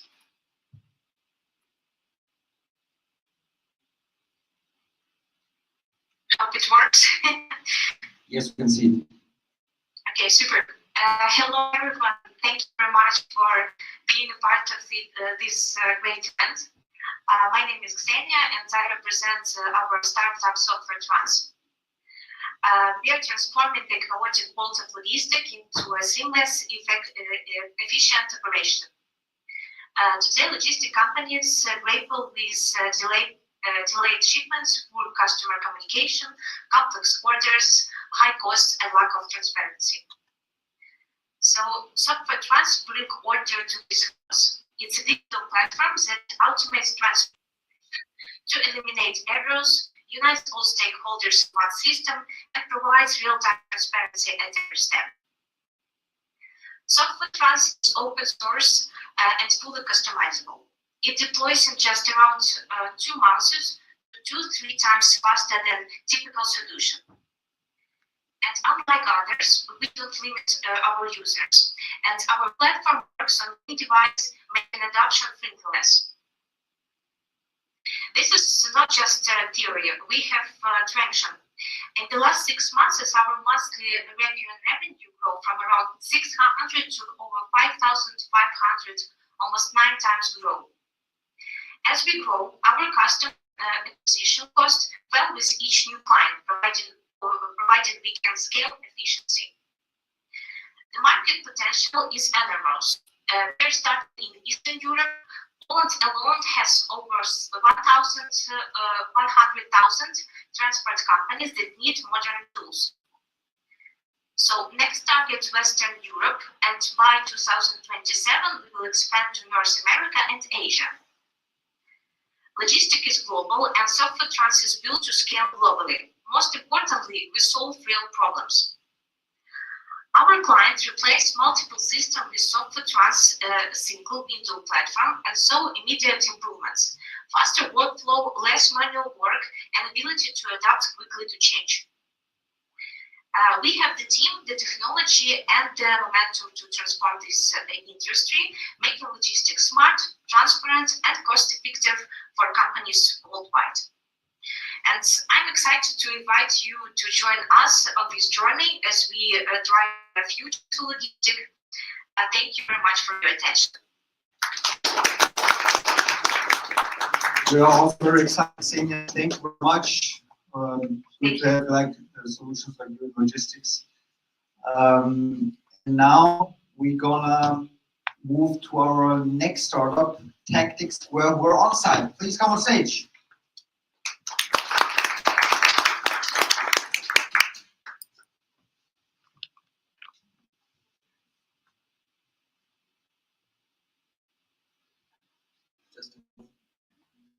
Yeah, so good afternoon, I'm Volodymyr, and everybody knows that the war in Ukraine is already taken place for almost 4 years.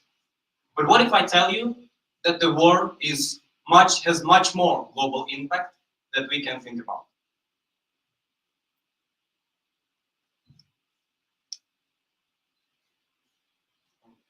I'm sorry.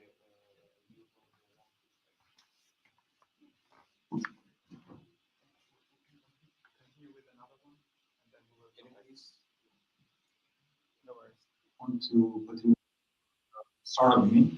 Yeah. We can actually, yeah, let's go well. Okay, let's do this. Let's make a. You will sit down again and we'll go again. So we're gonna move on with the next startup, and we have this issue. So these excuses, but we're gonna move first to our next startup, and I see the name. It's like an AI, so another AI startup. Very good to see, with the name of Scope AI online. Scope AI, are you ready? Yes, I'm ready. Can you hear me? We can hear you perfectly. So if you're ready, you can see the presentation. We can see the presentation. We can see your pitch deck. Yeah, good. Perfect. Hello, I'm Olga, the CEO and co-founder of Scope AI. I have over 10 years of experience as a project manager and business analyst, including 2 years leading AI ML projects. Yannick is a CTO and co-founder. He has 3 years of experience building complex IT projects and hands-on AI expertise. Based on the research, 49% of projects experience delays due to incomplete or inconsistent requirements. As a result, $100,000 is lost by businesses annually. Scope AI helps create comprehensive project documentation in minutes and ensures its consistency throughout the project lifecycle. According to the Deloitte report, using AI in project management, apart from increasing productivity by 40% and reducing errors by 50%, can also lead to an average cost savings of 20%. Our AI web platform is a centralized hub for end-to-end scope management, enabling users to upload initial customer requirements or get them from online meeting tools, and automatically generate questions, tickets, diagrams, projects, and QA documents, and release notes, with all updates synchronized across integrated planning tools. It eliminates manual updates, ensures consistency, manages dependencies. We offer a subscription-based model for freelancers and a team-based model for companies. Our customers are members of a software development teams. We are going to get 5% of European market, which is $16 million, in around 2 years. Why now? Because businesses need efficient tools to respond quickly to market changes, cost optimization by automating routine tasks, proactive issue detection before they affect deadlines and costs. There are 4 main competitors offering similar services, but we cover all features required for effective scope management. We understand that starting with well-crafted questions is essential for clarifying high-quality, well-understood requirements that form the foundation of all project artifacts. It's important to create tickets that address both technical and non-technical aspects with clear, detailed descriptions to ensure successful delivery. And relying solely on ChatGPT is not enough. A multifaceted solution is needed to deliver more accurate, content-specific descriptions. Currently, we have 5 pilot users, a working prototype of the full solution, and an MVP near completion. We continue developing features. We'll launch LinkedIn and Google marketing campaigns, have plans to hire developers, sales, and marketing specialists by the end of the year. We will target BAPM communities and individuals, attend industry events, launch ads on LinkedIn, continue posting BAPM content, and establish partnership with project management platforms like Jira. We are seeking investment to accelerate development, boost marketing and advertising, and support sales and customer acquisition. Thank you for your attention. Any questions? Thank you as well. And if you have questions, they will contact you or you will get in touch with them. Thank you very much. Presentation. Also, again, an overproportional rate of female founders. It's really great to see this. Great job, guys. Great job, guys. You seem already tired of it. Okay, great job, ladies. Ladies and guys. So now we're gonna move back to actually tactics square with Volodymyr here. Thank you very much for taking your time. Now take your time and give us a great pitch. Thank you. So what if I tell you that the war has a much more global impact that we can think about? There are 50 military conflicts going on in the world today, with monthly losses of 50,000 of military personnel. But what's more worse is that almost $7 trillion are spent on the military expenses. But what's more worse is that the people are keep dying, and the 2 aspects became one of the most crucial in our days. That's tactics and unmanned air vehicle. They became a cornerstone and a turning point in the changing of course of war in Ukraine and development of the all civilized world.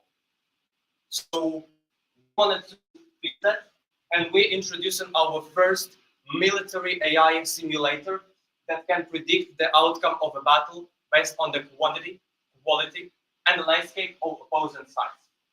Firstly, we've developed our product on the 2D version, where we've incorporated 2 opposing sides with 3 types of unmanned air vehicles, mainly reconnaissance ones and UAVs, and incorporated the fact of the landscape and its impact on the battle, and of course fortifications in the landscape. Afterwards, we've developed a 3D map which incorporates the locations of the troops, also the impact of the landscape, and AI modeling the development of our AI algorithms, which was certified by the American Association of Mathematics. Also, we use the cloud services and Google Maps for our API, but also we can use the satellite images or images from the drones, which the user can upload directly in our app. And also there is a tactical core in our software that incorporates the most used tactics in the military simulation. So Tactics Square aims to leverage the demand for the technology in the military. Also, we offer the subscription for our software, but mainly for the military institutions. Also, we offer the simulations, like private simulations, of course, for any military institution that is interested in it. But most importantly, we aim for API and SDK, as well as the marketing distribution, and the incorporation for the training military personnel. That is very crucial for the changing of course of the battle. We've discovered the market, and we saw that DJI Terra and Bix4D have same military simulators, but the main advantage that we introduce is that we have an AI algorithms that can have multiple simulations and give you the best strategy for your opposing side, even when you don't have sufficient military power and you're relying on the tactics. And also we apply the GIS system, which is broadly used in our program in 3 different options, as I've said, from drone image, from the Google Maps, or any other API that's used for the landscape, and also from the coordinates that we extract from the satellite data. And also our software was certified by the ICAMI Foundation, as well as American Association of Mathematics on the general ICEF contest in LA, and by some Ukrainian universities. So we've also found a survey and the investigation by the J, the most prominent US military organization, and they said that the military market will only expand, and by 2030 it would have the finances of $16 billion. And that means that the estimation of our sales revenue would be approximately from 20,000 to 35,000. That's exactly which we are seeking an investments in this term. And also the one-time usage can be used from $500 till $200 if you're a non-governmental military institution, and from 3,000 to 5,000 if you're a governmental military institution. And so far, our project has showcased various achievements, including the special award from the King of Saudi Arabia in Los Angeles. It was selected as one of the 100 projects by the RISE Global Program, which is founded by the Google CEO, Eric Schmidt. And what's more important, it was featured in the American news, as well as further, it was collaborated with the Stanford University. What's more important, not in the achievements on the papers and validation, but the fact that it saves human lives that can be used for training military personnel. Our project was certified by a military organization and has a high impact on the further development and further reduction of military losses. And you can see the roadmap where we're already in the process of the development of the military algorithms as well as our AI software. Then we seek for the cooperation until the mid of the summer. We want to secure some pilot projects with military organizations so our project can be used in real-time simulations, whether to train military personnel or to be directly applied in the battlefield in various countries in the world, of course.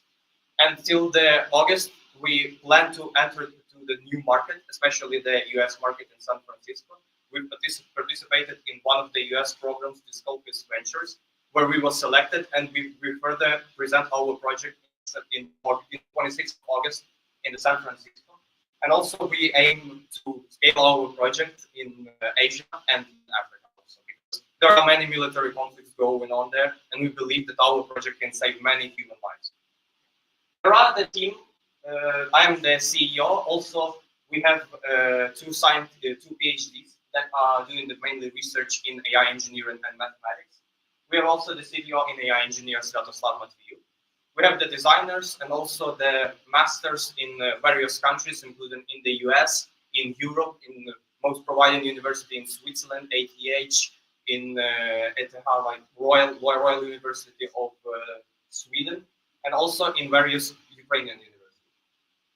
So you can keep in touch with us We are seeking for investors and for the users of our program, and we would be happy if we can facilitate and save as many human lives as it possible. Train smart, train hard, win smart, and save human lives. Thanks a lot. Thank you as well. Volodymyr. Already seen lots of traction here, different awards, and defense tech is becoming bigger and bigger in Europe.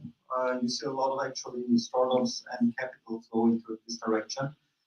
So we just have two startups left, so for this, I think let's give a big applause for all the startups that have already pitched. Yeah, you did a good job. You did a good job. Now we're gonna conclude with the last two startups, and we're gonna first hear Set Mindset, who actually will be on. Yes, already ready. Yes. Can I share the screen? Yes, you can share. Thank you.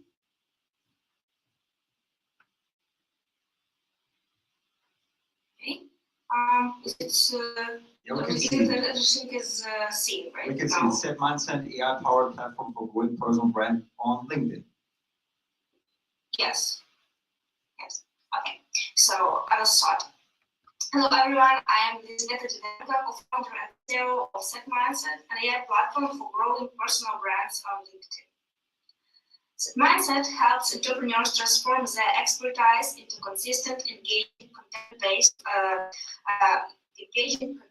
on LinkedIn trends. We are targeting professionals who need more than basic AI tools but can't afford agencies. We have 100 users on our waiting list and a beta testing group of 20 people. We identified several key problems that entrepreneurs face.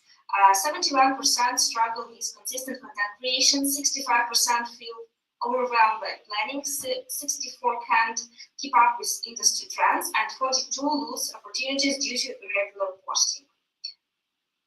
Set Mindset solves these problems by providing 4 key pillars. Ready-to-edit post drafts that preserve your authentic voice, real-time trend analysis to keep your content relevant and engaging, personalized content strategy aligned with your business goals, and gamified consistency process that builds sustainable habits. Looking at competitors, Set Mindset stands out by combining strategy development, content personalization, gamification, and real-time trend analysis in one affordable solution. We offer 3 simple subscription plans. Starter at $30, limited amount post for one profile, professional at $50, enhanced post availability plus image content creation, and agency plan, unlimited post with script-based system and full content creation. LinkedIn has over 1 billion users with 100 million actively building personal brands. Our target market is 10-20 million users willing to pay for content tools. We aim to acquire just 25,000 of those users in 3 years at $40 monthly, creating $12 million annual revenue opportunity. Our team combines my expertise in digital marketing and LinkedIn growth with Alexander's technical and AI background, plus support from our business advisor Julia, who has scaled products from 0 to 1. We are executing a phased launch plan, starting with our beta program now, full launch in Q3 and scaling to 500 plus paying users by Q4 of 2025. We are now thinking for $150,000 to scale Set Mindset with 60% allocated to product development, 20% to marketing, and 20% to operation. Thank you for your time. I'd be happy to answer your questions about Set Mindset that helps entrepreneurs to find their authentic voice and build influential brands on LinkedIn. And the tool is already operating, so you can span and try this out. Thank you very much as well, Elizabeth. Let's make a big applause, please. Thank you. So, director of LinkedIn, something or one or the other. So regarding Q&A again, so you can head out to Alireza, who will then share the contact details of Ukraine Startup Fund with you, and then you can get in touch with the startups. Great quality of startups, great pictures, love it. And now we are actually concluding with our last startup pitch today with the name Ride Safe. Welcome, Alexandra, on stage, please. Hello, everyone. My name is Alexander. I present what is the problem? Click on it so that it becomes yellow.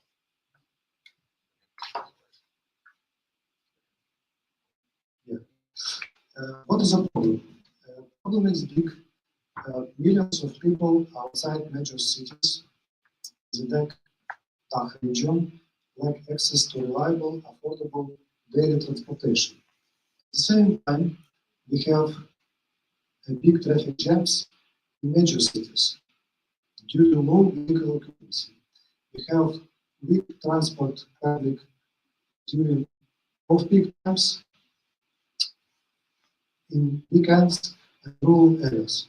We have huge environmental impact and high cost of car ownership.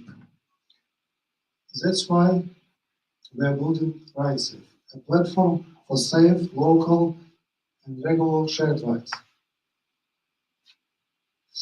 We perfect for commuters, students, and everyday people. We commute villages, suburbs, and regional hubs that European misses. We based on smart mobility. For example, we have in-depth user verification, we have real ratings, we have automatic trip search. For social sphere, we have social driver. Our platform works easy. Driver and passenger can create both rides and platform match them with ID verification. In the future, we will have AI search too. We have big advantages between our competitors. Of course, it's not free, but for many reasons, we are better. We have good market opportunity. For example, 2 or 3% of everyday trips can turn over up to $1 billion revenue per year. And we have good figures in Ukraine as well. For example, for now, we have one route in Ukraine. It's about 40 kilometers between Lviv and Novoyalovsk, and we have 1,500 subscribers that successfully contribute to their works. And the global market for ride sharing is growing each year. The figure is big. Our business model for now is only 10% ride, but in future we will have a subscription too. We have our own roadmap that expands up to intercity delivery, intercity travel, and delivery person-to-person, parcel delivery too. We have a good team with sufficient engineering, and who are looking for mobility partners for simple cities and strategic early-stage investors, in other words, strategic partners with which we can launch several routes in your region and then scale up RideSafe across all that region. That's our goal. Thank you as well, Alexander. Great product. Love your product. You will also be here in the networking part. So for those founders who are here, for the audience, you can then actually exchange with them in the next class, which we're gonna start in a moment. I know it's already very late. Thank you very much. I know there were a lot of pictures now, and I will conclude it. So huge thanks to all the presenters, to all the startups, both on-site and online, for sharing their solutions and making the Ukrainian Startup Showcase a highlight at the BeFounders Day today. Again, if you would like to connect with any of today's presenters, please don't hesitate to get in touch with Alireza and the Ukraine Startup Fund. Let's continue building bridges between ecosystems and empowering Ukrainian innovation together. Because together we're building the Kiev-Vienna Innovation Bridge, and this is just the very beginning. So thank you very much. And before we're gonna head to the next pause and then kick off the last part of today's program, we will have a short panel. I will make it very short as well, so I know so that we can have a pause. So for this, I want to actually call out for Tulay. Is Tulay here? Tulay? Where's Tulay? You're getting them, okay?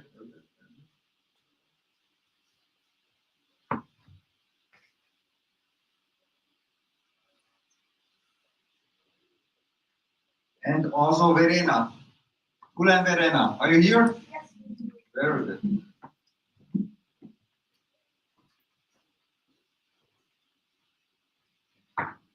Please welcome Tulay and Verena onto the stage.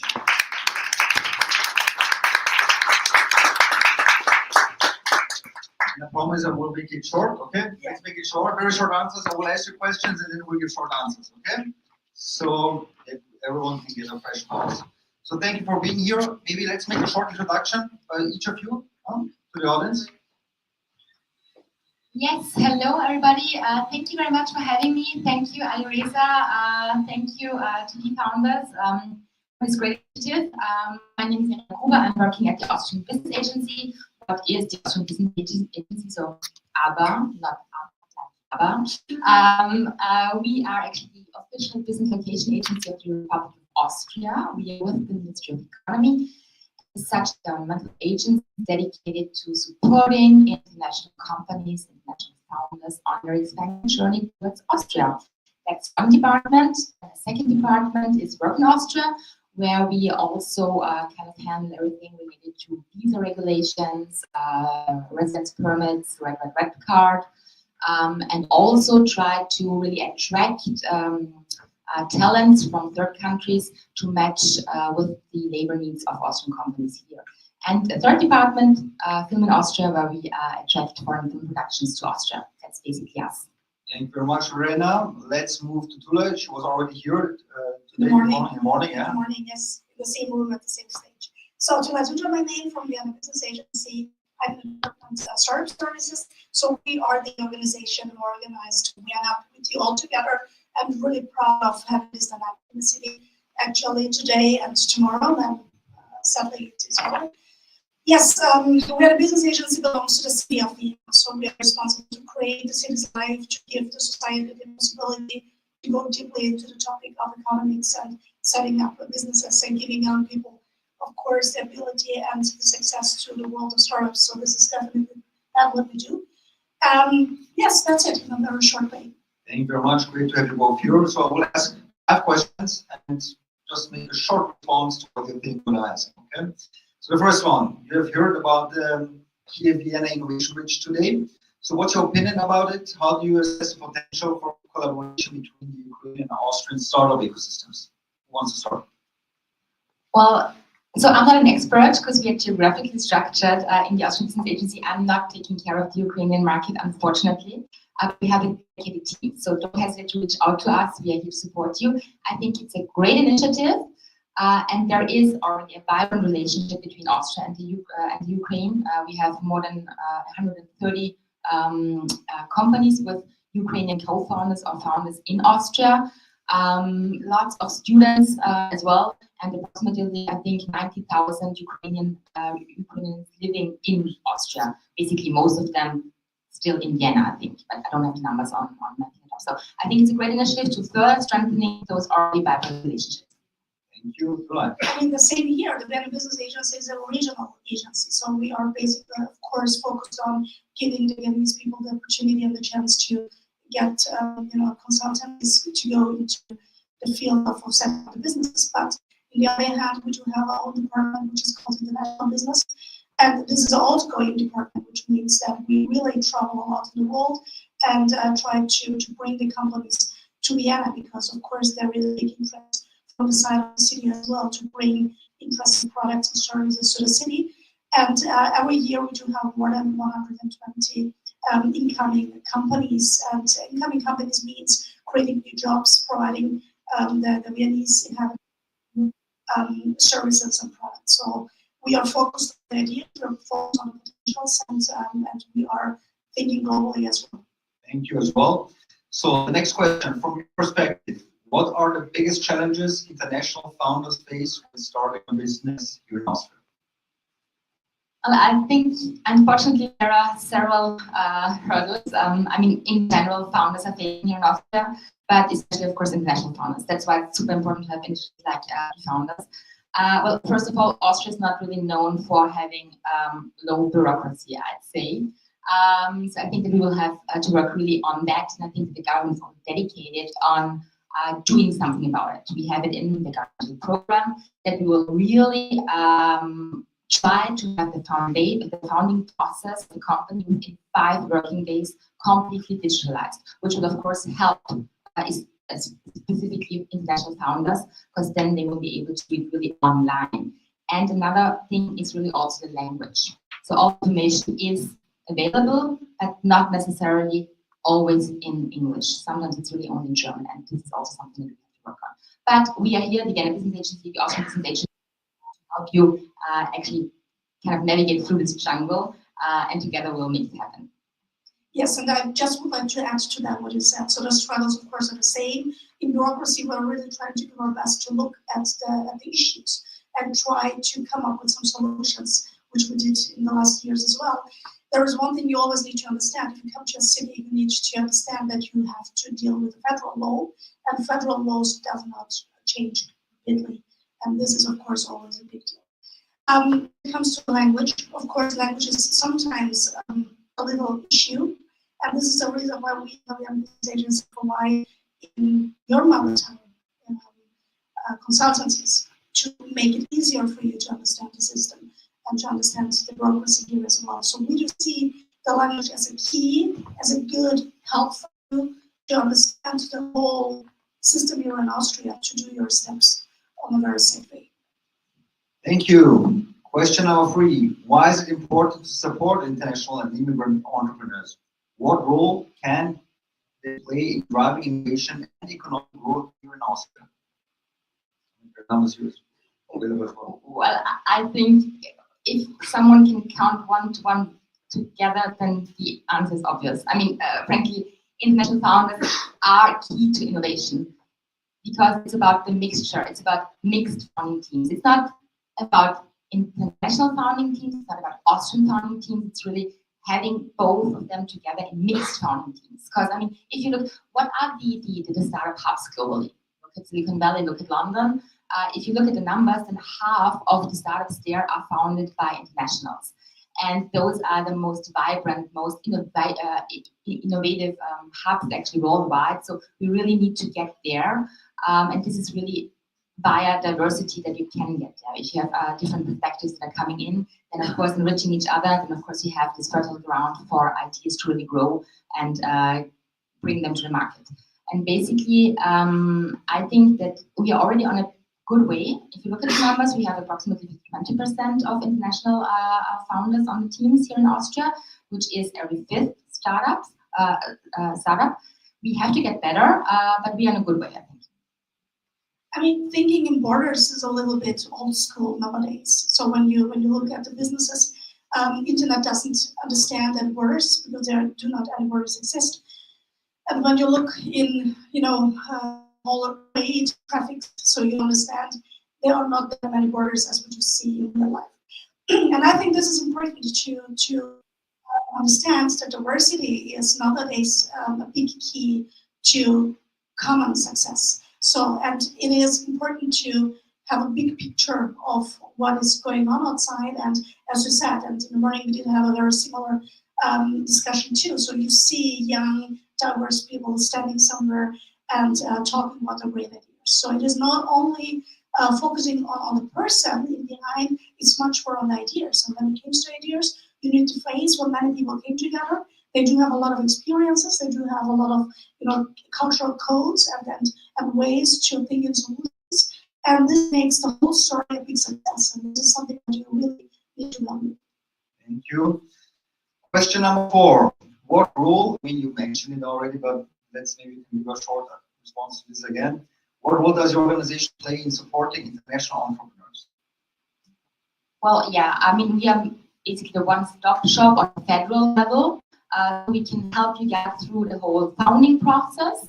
We can counsel on different funding options in Austria. We provide networks. This is something also that is sometimes problematic for international founders because they don't know the way around in the country yet. So we're here to really provide them these contacts, these networks, and the access to those. And basically, as I said, I think one of our expertise is also that we provide these things in your mother tongue most of the time. I mean, very exotic languages we don't cover maybe, but we'll try to come up with solutions to really help you also with your own cultural codes. We also provide this kind of help. So yeah, feel free to get in touch with us. We are here. We have also Natalia. I don't think she's not here today. So Natalia on our team is from Ukraine, for example. She's speaking Ukrainian and is here to assist you if you need anything. Additionally to that, what you said, so when people come to you to Ava, there is already a business idea and a business case, right? So to make a big difference between the two organizations, you need to understand everyone in Vienna can come to Vienna Business Agency and get knowledge about how to start a business, and you do not have the clear business case yet. So we want to make a big access to the world of economy and business in the city. So this is our responsibility. Even if you do have just the wish to set up a business, sometime you can go to the academy. The academy will deal with so many great topics which are necessary to get in touch with all these topics like marketing and bookkeeping and all these things you should to be aware. And this makes a big difference, right? And this is something what we see as our responsibility as an agency which deals with society issues as well. So this is something what I love to stress all the time. Our job is not only, right, helping people creating the businesses. Our job is as well to give the society the chance to think about going into the world of business. Thank you very much. We're going to head to our last question.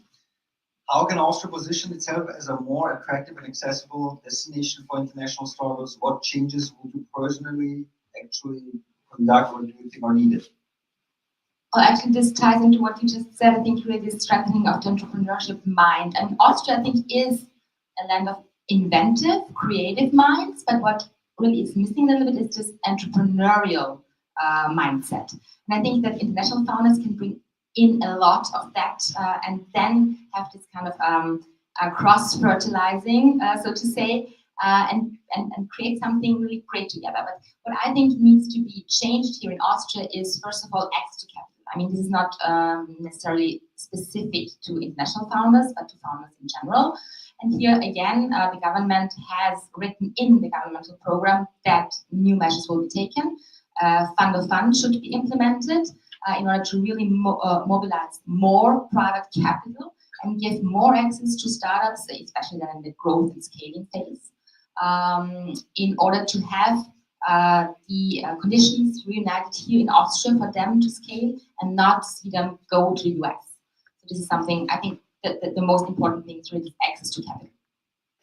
Yeah, that's it. So access to capital, I think this is the whole story in a very short way. So if you do not have access to capital, it's really not possible to realize the greatest ideas.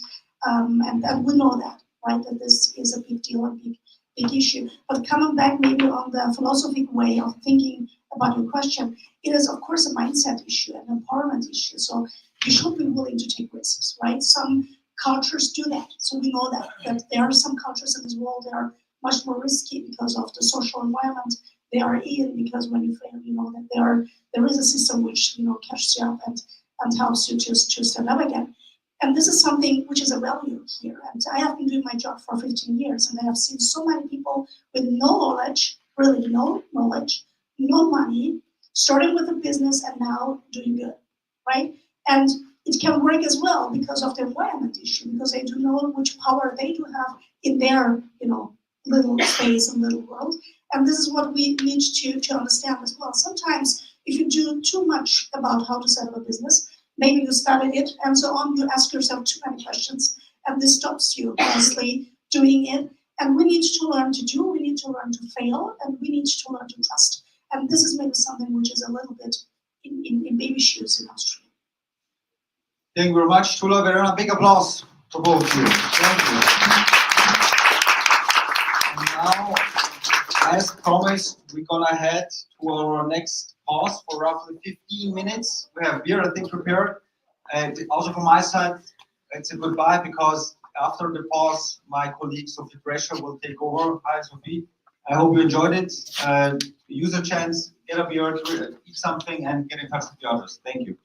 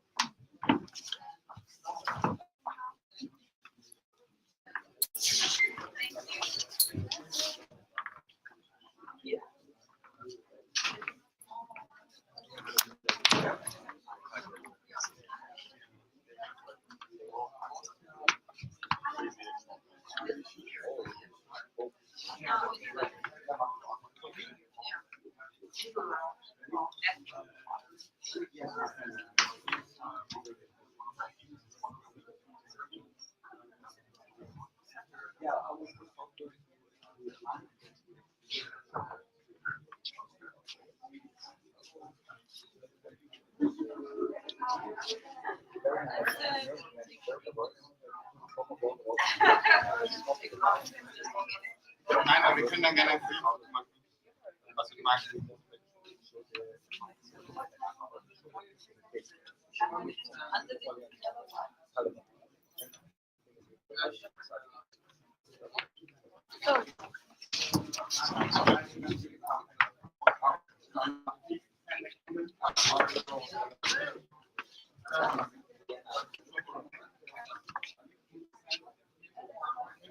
I will do only my own.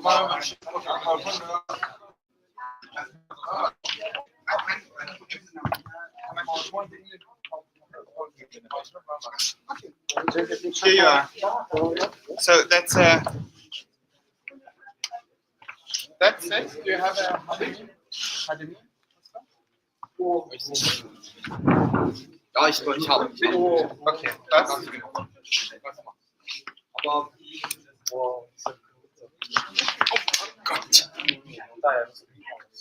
You have to give it. Huh? Yeah. Just. باش. آبی. اینجا. Können wir das hierher geben? باش. Hanno Livestream hast du jetzt können, oder? آبرون بردیم.